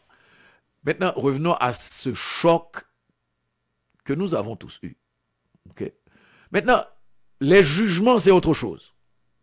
Selon qu'on sera d'un côté ou de l'autre de la barrière, mais personne ne me dira, à l'extérieur au moins, n'avoir pas été choqué par rapport à cette contradiction, cette réalité tellement contradictoire entre une capitale entièrement ceinturée par des gangs armés qui n'ont jamais... Je parle d'une capitale, moi je parle d'un pays. Oui, non mais d'abord, je suis d'accord avec toi, puisque la situation est devenue encore plus grave dans l'Artibonite. Et donc, avec un pays dans cette situation-là, qui attend comme une manne, une aide internationale en matière de sécurité, une intervention, pour lâcher le mot. Pour bien la nommer. Et c'est ce pays-là qui, pendant 3 jours, cette capitale, qui pendant 3 jours, va chanter et danser dans ce qui est en fait un véritable cimetière à ciel ouvert. Jean-Emmanuel, ouais. Le problème, on en a parlé, je pense, tout à l'heure, en disant que j'ai tendance à généraliser une situation en Haïti. Mais regarde là. Comme BIC, qui était ici tout à l'heure, a dit, si la diaspora se comporte comme les Haïtiens en Haïti, rien ne se passera pour un changement et tout ça. J'ai compris ça aussi. Mais par contre, je regarde, comment se fait-il qu'on soit en désaccord? Nous, les médias, on est en désaccord avec l'organisation d'un carnaval.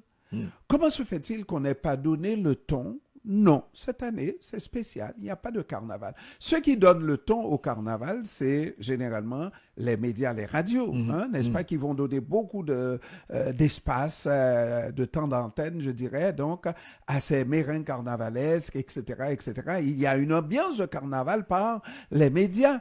Et il y a surtout les 3 jours gras qui sont fêtés, entre guillemets, et le ton est, encore une fois, donné par les médias. Et cette année encore, les médias n'ont pas chômé, une façon de dire, n'ont pas mis à l'écart ce carnaval. Les médias ont participé au carnaval. Alors que les médias auraient pu faire la différence. Les stations de radio auraient pu faire la différence. Si on était en désaccord, si c'était le gouvernement ou le gouvernement municipal de Port-au-Prince qui a décidé d'organiser son carnaval, ça serait son carnaval avec ses amis. Mais non, c'est le pays, la ville de Port-au-Prince a participé, a eu un carnaval. Oui, il y a eu des chocs, il y a eu des situations, mais quand même, il y a eu l'organisation d'un carnaval par Port-au-Prince. Et on a vu des gens se déhancher dans ce carnaval. Et là, et je reviens à dire et à poser une seule question. Je regarde dans les yeux, s'il me regarde dans les yeux, mesdames, messieurs, Jean-Emmanuel. On se regarde dans les yeux. Dans les yeux. S'il me regarde dans les yeux, je lui ai dit, ces gens-là, qui dansaient dans le carnaval, est-ce qu'ils méritent bien un Ariel Henry comme Premier ministre-président et toutiste? Ah oui, mais oui, tu as raison. Mais oui, voilà. Oui. Non, mais voilà. Là, tu as raison. Voilà. Ces gens-là ne méritent pas d'avoir Jean-Emmanuel, ne méritent pas. Tu ne... Regarde là, Jean-Emmanuel, tu ne serais pas compris par des gens comme ça, à qui tu dirais, par exemple, mesdames, messieurs, c'est le temps de réfléchir sur notre avenir de peuple. C'est en bon créole, n'est-ce pas? Qu'on fasse quelque chose, qu'on travaille pour changer le destin de ce pays, n'est-ce pas? Parce que nous sommes capables, entre nous, de changer, mais nous déhancher, et puis les bêtises, et alouettes, n'est-ce pas? Ça ne va absolument rien changer.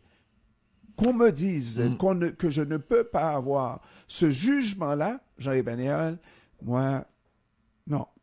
Et ça m'a tellement découragé que je me pose la question, est-ce qu'il y a un remède pour l'avenir d'Haïti? Parce que c'est avec des peuples qu'on change un pays.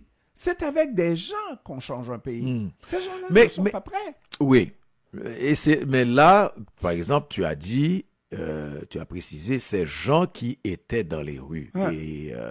Et c'est important de le souligner parce qu'il y a une incompréhension même à l'intérieur du pays. C'est-à-dire que les gens ne comprennent pas. Moi, les gens qui me sont proches, avec qui j'ai parlé, c'était on ne comprend pas. Mais en même temps, il y a toujours un mais qui vient tout de suite après. C'est-à-dire, tu as des gens qui sont des inconditionnels. Je te donnais l'exemple des médias. Oui.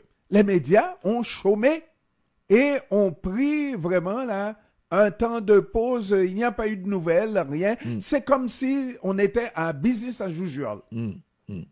Pas normal, ça. Et c'est les médias qui donnent le ton dans ce pays. Ouais. Mais en même... Les radios en particulier. Oui, mais en même temps, ce qu'il y a, Jean-Ernest, quelles que soient les circonstances, on n'a jamais connu, depuis que tu connais ce pays, et c'est ce que je te dis, on n'a jamais connu une période où il n'y a pas eu de carnaval, même dans les situations les plus difficiles. Et ce n'est pas la première fois qu'on est en train de discuter de cette situation, de ce qui pourrait être interprété comme de l'insouciance, d'une insouciance collective, etc.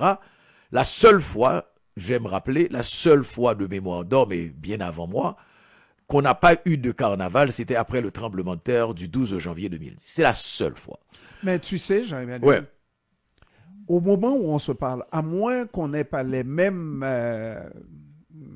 la même capacité, la même façon de voir et d'évaluer la situation actuelle en Haïti. Jean-Emmanuel, je t'assure que moi, j'avais beaucoup plus d'espoir pour un changement après le 12 janvier 2010 qu'au moment où on est en train de vivre ce qu'on est en train de vivre. Ça veut dire que la situation est beaucoup plus grave, beaucoup plus difficile aujourd'hui qu'en 2010, après le tremblement de terre du 12 janvier 2010. J'en suis là. Donc, si au 12 janvier 2010, en tout cas, les jours qui ont suivi, on a chômé, on a décidé de ne pas organiser de carnaval, là non plus, on ne devrait pas organiser de carnaval. Il y a suffisamment de motifs pour ne pas organiser de carnaval. Et là, non seulement les dirigeants irresponsables, est-ce que je pouvais compter sur ces gens-là? Non. Mais c'est le choc. Le choc, c'est les gens. De voir des dizaines de milliers. Et beaucoup de gens. Absolument. Beaucoup de gens. Parce que moi, je disais déjà, c'est le premier jour, etc. Pour ce que j'avais pour ce que j'avais vu comme image, je dis, le lendemain matin, j'ai dit plusieurs centaines de personnes. Non, c'était des dizaines de milliers de personnes qui étaient dans les rues. Dans ce défilé carnavalesque, et ce qui m'a le plus choqué, tu sais ce que c'est? Des dizaines de milliers de gens, mais surtout des milliers et des milliers qui étaient autour du char isolant. Et c'est ça. Et c'est ça que je vais appeler danser sur des cadavres. Mais Jean-Emmanuel, quand tu te fais questionner par des amis étrangers. Ah, mais j'ai dit mon problème. Sur la situation en Haïti. À un moment donné, pour faire une histoire courte, là, à la chute de la Maison du Valier, les Québécois, moi je te dis, j'étais choyé comme haïtien. Pour une fois, là, on avait vraiment la première place. À la chute de la Maison du Valier. Quand vous avez fait ça. Quand on a fait ça en grand, j'ai traversé les tourniquets de métro. On nous a dit, passez. On payait même pas. Parce que c'était extraordinaire. Le peuple québécois était derrière nous. Après, quelques temps, après quelques 2-3 années, dictature militaire. plus raide, n'est-ce pas? Et là, on a commencé à entendre les Québécois à se poser la question, là, what does the Haitian want? What does the Haitian want? Mais qu'est-ce que vous voulez? Et ça, là, imaginez, le temps que ça fait de 1986, on n'a pas changé. Alors, aujourd'hui, on est tanné de nous lorsqu'un Québécois te pose la question. Mais, wow, vous dites que vous avez besoin d'aide pour vous débarrasser de tilapli et tout ça, et vous avez peur, vous restez cloîtré à la maison, vous ne pouvez pas sortir, mais on vous a vu là. On vous a vu dans le carnaval, Jean-Emmanuel. Mais c'était les miens qui étaient au carnaval. C'était des Haïtiens qui étaient au carnaval. Ils avaient toutes ma ressemblance, n'est-ce pas? On pouvait me confondre avec ces gens-là. C'était moi-même qui étais au carnaval. Alors, qu'est-ce que je vais répondre à ces Québécois-là? C'était des fous? Non, mais ça c'est le même. C'est gênant. Absolument, c'est la même question, une petite honte. C'est la même question qu'on a et qui me force à aller parce qu'il faut chercher entre guillemets il faut essayer de chercher entre guillemets une certaine cohésion dans l'explication qu'on fournit sur le fait que tu parles d'un pays qui est complètement bloqué, d'un pays qui est un véritable cimetière à ciel ouvert, hein. Dans certains cas, une ville morte, aucune possibilité d'activité, que du jour au lendemain, tu te retrouves avec des dizaines de milliers de personnes dans les rues en train de chanter et de danser. Et c'est pas évident, c'est pas évident. Et les explications peuvent être multiples, sauf logique. Mesdames, Messieurs, nous allons prendre la pause et Jean-Emmanuel ne sera pas d'accord avec moi. Et je le dis vraiment tout de suite. Oui, félicitations à ces jeunes filles qui sont qualifiées pour la finale de la Coupe du monde de soccer féminin, naturellement. On est très d'accord pour elles, mais je dis que c'est une mauvaise nouvelle pour Haïti. De réussir dans les circonstances semblables. On fait la pause, on revient pour la suite dans un instant.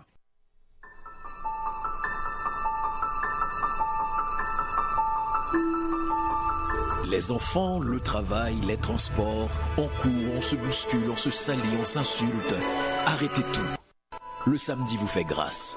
Musique, littérature, sport, cinéma, analyse et commentaires, l'information sous toutes ses coutures, avec Jean-Ernest Pierre et son équipe, tout à meilleur goût le samedi. Grâce matinée, votre petit plaisir du week-end.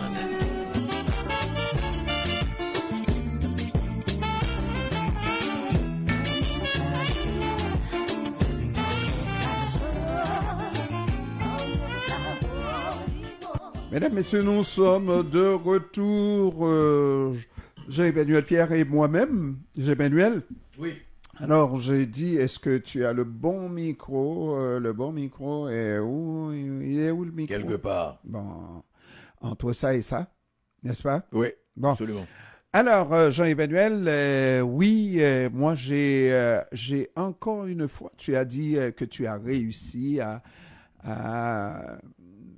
faire en sorte que j'aplanisse mon atterrissage sur la question des filles, n'est-ce pas? Oui, c'est pas que toi tu l'as dit, mais moi, dès le départ, j'ai dit que oui, sur le plan individuel, pour les filles qui ont gagné, encore pour ceux et celles qui n'étaient pas à l'écoute, n'est-ce pas, qui ont gagné, qui ont remporté cette victoire et qui se sont donc qualifiées pour cette finale de la Coupe du monde de football féminin. À elle, oui, c'est félicitations, mais pour le pays, il n'y a aucune bonne nouvelle là. Aucune bonne nouvelle.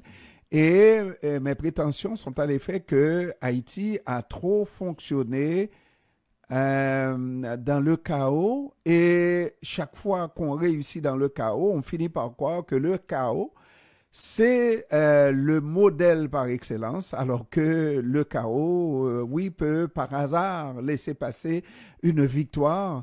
Mais croyez-moi là, comme l'équipe nationale de football haïtien, l'équipe nationale encore de football, eh bien, ce n'est arrivé qu'une seule fois dans l'histoire d'Haïti en 1974. Et nous sommes 45 ans plus tard, il n'y a jamais eu une autre participation parce que c'était encore dans l'organisation chaotique. Et là encore, à cette époque, c'était beaucoup mieux qu'aujourd'hui. La situation était beaucoup mieux qu'aujourd'hui. Il y avait une fédération haïtienne de football. Il y avait même le fait que on regardait, on faisait venir des entraîneurs étrangers pour entraîner la sélection nationale d'Haïti, etc., etc. Et malgré tout, c'est arrivé une fois et en 45 ans, on n'a jamais eu, parce que je connaissais l'équipe, il y avait à peu près 15 joueurs dans cette équipe-là. Il n'y avait pas 2 fois l'équipe, n'est-ce pas? Quand il y avait des blessés, c'était la catastrophe. Parce que les joueurs, c'était vraiment une situation extrêmement difficile. Aujourd'hui, ce que vous avez des joueuses haïtiennes qui ont été engagées par des clubs de football féminin à l'étranger, et qui ayant la nationalité haïtienne, ne peuvent jouer que pour une sélection haïtienne. On décidé donc de prendre, je pense, on me dit 3 ou 4 joueurs en Haïti et qui se sont rencontrés en République dominicaine, qui était le terrain où elles ont pu faire quelques entraînements et ils ont réussi ça. C'est chapeau. Vraiment, tout un exploit pour ces filles-là. Mais pour mon pays, Haïti, ce n'est pas une bonne nouvelle. C'est vraiment le mauvais exemple qu'il ne faut vraiment pas suivre. Le mauvais exemple, ça veut dire qu'on peut ne pas s'organiser et puis on va avoir des victoires. On va continuer comme ça. Voilà. On a déjà fait ce débat. On va le refaire dans un sens... dans le sens de l'aiguille d'une montre. C'est-à-dire qu'il y a des attitudes qui se répètent, qui finissent par devenir des réflexes. Et ça, c'est quand on parlait du carnaval. Il y a beaucoup de choses qui entraient en ligne de compte. De même pour le carnaval. Parce qu'en amont, je veux toujours chercher la responsabilité. Si les autorités avaient décidé qu'il n'y aurait pas de carnaval, il n'y aurait pas eu de carnaval. Si les autorités avaient décidé que le sport était une priorité, le sport aurait été une priorité. Si les autorités avaient décidé de prendre les grands moyens pour empêcher ce chaos que nous vivons, ce chaos aurait été évité. Maintenant, tout ce qui vient après, pour moi, Jean-Ernest, va être analysé à la lorgnette d'un État complètement irresponsable. Maintenant, est-ce que le citoyen, est-ce que ça enlève le sens du jugement aux citoyens, de ne pas aller se déhancher dans Port-au-Prince de tous les dangers? Non, ça n'enlève pas le sens de jugement. Cette responsabilité personnelle est là. Mais différemment du sport, qui est tout autre chose. Ces enfants qui ont traversé des cadavres, tu me dis qu'il y a 4 ou 5 qui sont sortis d'Haïti, bon, c'est déjà beaucoup. Mais toutes celles que tu as nommées, les Corventina, etc., il n'y a pas longtemps, 2 ans qu'elles ont trouvé un contrat, qu'elles ont été repêchées, etc., etc. Dans la foulée de ce chaos, chaque bonne graine, chaque bonne semence qui sort, évidemment, ça donne la possibilité de la soutenir et de faire quelque chose d'autre. Moi, ce que je te dis, c'est que le pays a besoin d'espoir. Moi, différemment de toi, cette victoire de la sélection haïtienne de football féminin me rappelle chaque fois que ce pays ne mourra pas. Malgré les circonstances, malgré toute la situation, ce pays ne mourra pas. C'est pas Tilapli, c'est pas chose, c'est pas Tintin qui va avoir raison de cette conviction profonde Mais malheureusement, tu ne me suis pas. Qu'on s'en sortira. Tu ne me suis pas, Jean-Emmanuel. Il est temps qu'on se discipline. Regarde là, tu me parles de ces pauvres enfants venus de quartiers défavorisés, et puis on va tout de suite dissiper la chose là. Les gens qui jouent au football là, c'est pas des Philippe Vaub. Rare un Philippe Vaub, un Charles Vaub va lever la main pour étant une famille de bourgeois, n'est-ce pas, en Haïti, pour jouer au football. Mais attention, à un certain moment, c'était beaucoup classe. Non, mais c'était beaucoup classe moyenne, beaucoup de classe moyenne. Mais c'est ce que je dis. Je te dis rare les fois où un bourgeois du type de Philippe Vaub et Charles Vaub vont se mettre à jouer au football. En général, c'est la classe moyenne et plus. Et les grands talents, le peuple. Le qui gros part, peuple. qui part de graines à boca. Alors, quand de boule chaussette. Boule chaussette. Et quand on appelait boule bas. Quand on regarde ça, Jean-Emmanuel, alors je vais prendre l'exemple du quartier Saint-Michel, du quartier de Montréal-Nord, où normalement, les enfants qui grandissent dans ces quartiers-là ont un avenir plus difficilement prévisible par rapport à ceux qui grandissent à Outremont. Des enfants pour lesquels il y a un avenir qui est préparé, 1, 2, 3, go. OK? Des fois de génération en génération. Et puis, ces enfants-là, de génération en génération, mon père était médecin. Il n'y a pas d'inquiétude. Et puis, il n'y a pas d'inquiétude, il sera médecin, même s'il manque 5% de la dot, il sera médecin, pas vrai? Alors que celui qui est élevé à Saint-Michel, de temps en temps, on entend, le fils de Mirabeau a terminé lauréat de sa promotion. Imagine, là, il a terminé lauréat de sa promotion, c'est un médecin qui a succès, etc., etc., et c'est un modèle. Et là, par exemple, de temps en temps, dans Montréal-Nord, tu vas avoir un petit joueur, là, qui est recruté par la NBA. Bénédicte. Mathieu. À ce moment-là, Jean-Emmanuel, moi fou ou sage, là, est-ce que je ne vais pas applaudir ce jeune-là qui a fait tant d'efforts? Mais c'est que vous me prenez pour un imbécile, un inconscient, et je regrette que vous me jugiez de cette manière-là. Là. Oui, j'applaudis, et je suis prêt encore à lui dire toute ma reconnaissance, parce que c'est difficile. C'est un exemple. C'est difficile d'être cet exemple-là, parce que ce qui est tracé pour ce jeune-là, c'est d'être un délinquant, de faire de la prison, de vendre de la drogue, n'est-ce pas? Il est sorti, il a tracé l'exemple. Félicitations. Mais demain, je dois dire que pour la ville de Montréal-Nord, là, non, vous devez, quand tu m'entends parler à ma mairesse de Montréal-Nord, non, mais belle mairesse, là, je vous aime bien, là, mais vous êtes mairesse de la ville la plus pauvre au Canada. Faut que je lui dise, pour qu'on change la dynamique de cette pauvreté. Alors, je suis en train de faire la même chose. Je suis en train de faire la même chose avec ces filles-là. Félicitations. Vous avez fait vraiment preuve, et c'est là qu'on parlerait de résilience. Le mot résilience prendrait tout son sens, pas vrai? Que ces jeunes-là aient pu réussir, bravo. Mais pour mon pays, qu'est-ce que ça représente, Jean-Emmanuel? Ils vont continuer à dire, mais voilà. Non, mais voilà. Jean-Emmanuel, c'est deux choses à part, là, deux choses totalement différentes. C'est ces jeunes-là. Moi, c'est l'association qui me pose problème. Je n'ai pas fait d'association. Aux initiatives, mais c'est un pays, c'est Haïti.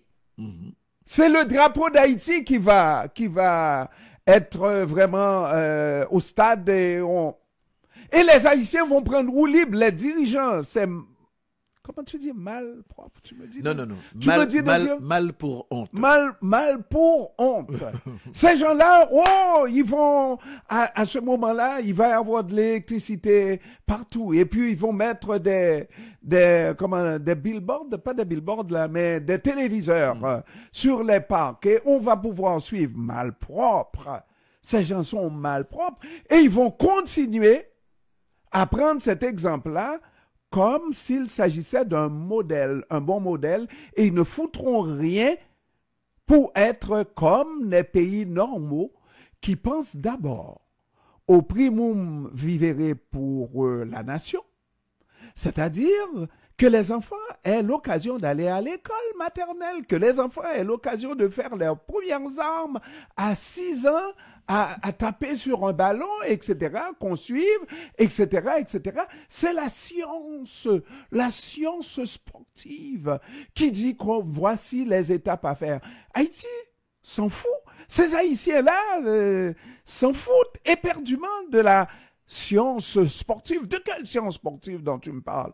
Puisque nous réussissons sans suivre les règles. C'est ça le pays de chaos, Jean-Emmanuel, dont je te parle. On ne peut pas continuer à suivre ce modèle-là. Parce qu'on a une petite victoire, c'est exactement ce qu'on dit, une hirondelle ne fait pas le printemps. Une petite victoire, c'est bon pour la famille, c'est bon pour les filles, on vous supporte les filles, mais pour le pays, là, c'est un mauvais exemple. Et c'est un exemple à ne pas suivre, parce que le bon exemple, c'est de faire ce qu'il faut, de suivre les règles et de gagner. Cette année-là, il y a cette équipe-là. L'année prochaine, si on fait de mieux, on va perpétuer l'exemple. On va avoir des équipes à participer, mais pas comme l'équipe de 74, Jean-Emmanuel. Ça, j'en sais quelque chose. Bon, première chose, on revient sur le fait que moi, je suis entièrement content. Je crois que c'est un bon exemple différemment de toi. À suivre. C'est un bon exemple. Oui, à suivre. Un bon exemple de victorieuse, etc. D'accord. Parce qu'il faut séparer. Non, mais Jean-Emmanuel, la un bon exemple. Quand tu dis un bon exemple, c'est de la manière dont c'est arrivé. C'est un mauvais exemple, là. Moi, ne fais pas. Et Jean-Emmanuel, des fois, là, tu fais des petites vides, là, Jean-Emmanuel. Sois gentil avec ton frère, Jean-Emmanuel. J'ai dit. Vas-y, là, dis. Alors, la chose est que, autant, J.E., qu'il faut se soulever, pas seulement contre ceux qui sont là et qui ne dirigent absolument rien. À la limite, je n'ai rien contre Ariel Henry et le gouvernement, parce que c'est de la merde. OK? Aussi simple que ça. Maintenant, il faut, je suis d'accord avec toi, remonter à la manière dont ce pays fonctionne pour tout revoir. Mais entre-temps, OK? Entre-temps, est-ce que le pays doit vivre? Est-ce que les gens à l'intérieur de ce pays doivent vivre? Oui. Après avoir fait le constat de l'échec des élites at large, élite économique, élite politique, élite intellectuelle, etc., ok? Le constat d'un pays en faillite. Mais entre-temps, il y a des gens qui sont dans le pays, il y a des gens qui vivent, il y a des artistes qui sont à l'intérieur et qui doivent continuer de vivre. Ouais. Tu sais, tu as ces gens, moi ce que je fais, c'est leur lever mon chapeau. Maintenant la bataille, c'est contre ces dirigeants. La bataille, c'est contre cette communauté internationale qui a participé grandement à l'effondrement d'un pays. Et de cette structure. Tu comprends? Si je comprends, c'est qu'on dit exactement la même chose. C'est pourquoi je ne t'ai pas répondu.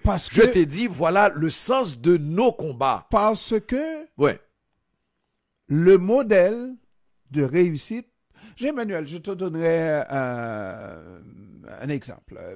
On dit la société n'a pas besoin de savoir ce qu'on fait. Je ne sais pas qui a dit ça là. Pour réussir, c'est la réussite qui compte. Mais qui a dit ça, Jean-Emmanuel? Je ne m'en souviens pas. Mais il faut me le trouver là. Oui. Qui a dit cette... sans là tu parodies, mais c'est le sens. Mais quand même, Jean-Emmanuel, à dire une chose comme ça.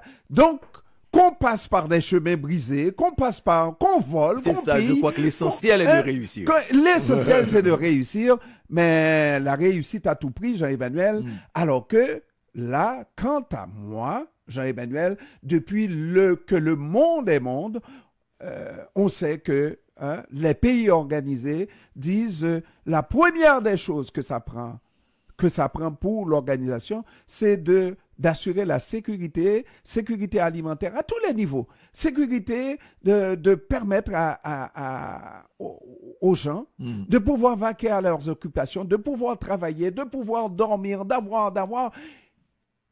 Et après un certain nombre de besoins qui sont satisfaits, là, on commence à parler d'un esprit sain dans un corps sain. Pas vrai? Parce que ça devient un petit peu plus élevé, le sport. Mais c'est pas le sport avant tout. Là, avec cette réussite-là, Jean-Emmanuel, je te dis, c'est le sport avant la sécurité. Les autorités vont se gargariser en disant, voyez, notre pays, voilà, on a réussi là où l'Italie a échoué. Non, mais ça, c'est là où il faut prendre la partie pleine du verre et rejeter la partie vide, combattre la partie vide jusqu'à ce qu'on ait un verre plein, mais qui a été rempli dans les bonnes conditions. Ah, je pensais que c'était plein de vide. Rempli de... C'est facile. Tu comprends? Donc, parce que c'est ça. Dans les circonstances, et quand Bia ici tout à l'heure a dit qu'il y a une dichotomie, qu'il y a mieux que ça, qu'il y a une différence énorme dans la manière de voir, ce qui est normal. La distance donne une certaine capacité de juger à distance. Autant que c'est une force, autant que ça peut être une faiblesse aussi. Merci. Tu comprends? C'est les deux. Merci. OK? Maintenant, quand tu regardes la situation, parce que ceux qui vont faire la différence, c'est ceux qui ont eu la chance, en grande partie, de ne pas patauger dans la situation actuelle, pour ne pas dire le mot, de ne pas patauger là-dedans. Ça va vous donner la distance de jugement et de voir qu'est-ce qui peut être fait, d'autant que dans la diaspora, les gens ont la chance de vivre dans des pays organisés, dans des États qui répondent aux besoins des citoyens, etc. Maintenant, et c'est là où je parle, la partie pleine et la partie vide. Maintenant, tu ne peux rien faire, et c'est ce que je me rappelle de mes discussions avec Georges Anglade et d'autres dans des après-midi qu'on organisait, où il faut faire attention aussi parce que souvent la diaspora arrive avec l'arrogance de la science infuse, l'arrogance du savoir, alors que l'expérience est essentielle aussi sur le terrain. Et toi qui aimes Maurice Sixto, l'expérience, comment il appelait ça? Péricaïque. Mais Jean-Emmanuel, ouais. Là, nous connaissons le pays. Et puis, comme tu as dit, c'est vrai, avantages et inconvénients d'avoir certaines distances, n'est-ce pas? Mais ce que nous faisons depuis trop longtemps, nous répétons cette chose-là, c'est le fait vraiment de continuer à vivre de manière chaotique. Ça, là, cette chose-là, cette victoire-là, c'est le résultat d'une vie chaotique. Non. Mais oui, c'est Non. Jean-Emmanuel. Nous ne serons pas d'accord. Alors. Donc, si tu n'es pas d'accord, Jean-Emmanuel, tu serais en train de me dire que cette victoire-là, c'est le résultat d'organisation. Non, c'est le résultat le résultat de conviction. Est-ce que tu es sûr qu'on ne devrait pas suivre ce modèle-là, c'est-à-dire il n'y a pas de modèle, donc tu ne peux pas le suivre. C'est pas un modèle. Mais les filles vont participer. Qu'est-ce que tu penses, Jean-Emmanuel? Jean-Emmanuel, il y a. Jean-Emmanuel, je m'excuse, on n'a même pas le temps. Est-ce qu'il y a un modèle à suivre? Oui, le modèle à suivre, c'est le modèle de conviction et d'effort de ces filles qui ont réalisé. Oui. Qui sont les décideurs d'aujourd'hui? Ce sont ceux qui regardait faire les dirigeants, les décideurs sous Duvalier, les décideurs qui ne faisaient rien, qui mettaient l'argent dans leur poche avec un tchout qui était Tonton Magout, n'est-ce pas? Et ils ont continué à faire les mêmes affaires, Jean-Emmanuel. C'est des modèles à ne pas répéter, à ne pas honorer, Jean-Emmanuel. Ces modèles-là ne sont pas à honorer. Il n'y a pas que de réussir. Dans le cas de la victoire des filles, c'est un bon exemple. Pour les filles. Pas pour le pays. C'est un bon exemple pas pour aussi le pays. Pour le pays. Oh, bon. Parce que la réussite des filles, parce que la réussite des filles n'est pas un modèle non, c'est pas un modèle d'organisation. La réussite des filles, non. La réussite des filles, tout ce que ça te donne, c'est un modèle de conviction et de travail. C'est ça la réussite des filles. C'est ça cette victoire de la sélection. Ce n'est pas justement. Moi, je te parle du pays. Qu'est-ce qui reste pour le pays? C'est le pays avant tout. C'est pas les individus. La fierté. Ce qui reste pour le pays, c'est la fierté de cette victoire. La fierté de cette victoire. Bon, pas les dirigeants. Et c'est là où il ne faut pas confondre. Je te dis ça depuis notre dernière. Il ne faut pas confondre les dirigeants, ok, l'état chaotique avec cette sélection qui a réussi à te donner ça. Tu sais, Jean-Emmanuel, la pire des nouvelles au mois de juin qui pourrait arriver pour Haïti, c'est qu'Haïti devienne championne du monde. Tu vois, tu comprends ça? Ça aurait été un brin d'espoir. Tu oublies ce que ça a donné comme baume, que Haïti a été champion du monde du hockey. Comment il s'appelait? Kozom. Hockey Kozom. Jean-Emmanuel, tous les autres pays organisés se mettraient à l'école d'Haïti à suivre la désorganisation, le chaos pour réussir. Non, c'est ça qu'il ne faut pas confondre. On ne sera pas d'accord. Oui, c'est pas la première fois. C'est pas la dernière fois. C'est pas la dernière fois. Merci Jean-Emmanuel. Merci Jean-Ernest Pierre. Merci Jess Pierre, Madame Hébert, Connie Mercier, Mémine qui était avec nous au studio, Mémine Alexandre, BIC, voilà, mesdames, messieurs. Roosevelt, Jean Roosevelt, qui s'est pas Jean Roosevelt. Roosevelt saillant. Et quand on a dit Roosevelt, ça, j'ai dit, mais c'est qui ça? Et j'ai dit à mon ami, arrête, BIC, de te prendre pour Roosevelt saillant. Allez, merci. Au revoir, mesdames, messieurs. On va vous laisser en compagnie de Yvon le Chéri. Merci, au revoir, à la prochaine. Tandem, bien. Commerçants, hommes et femmes d'affaires, ce message s'adresse à vous. Vous rêvez souvent de placer des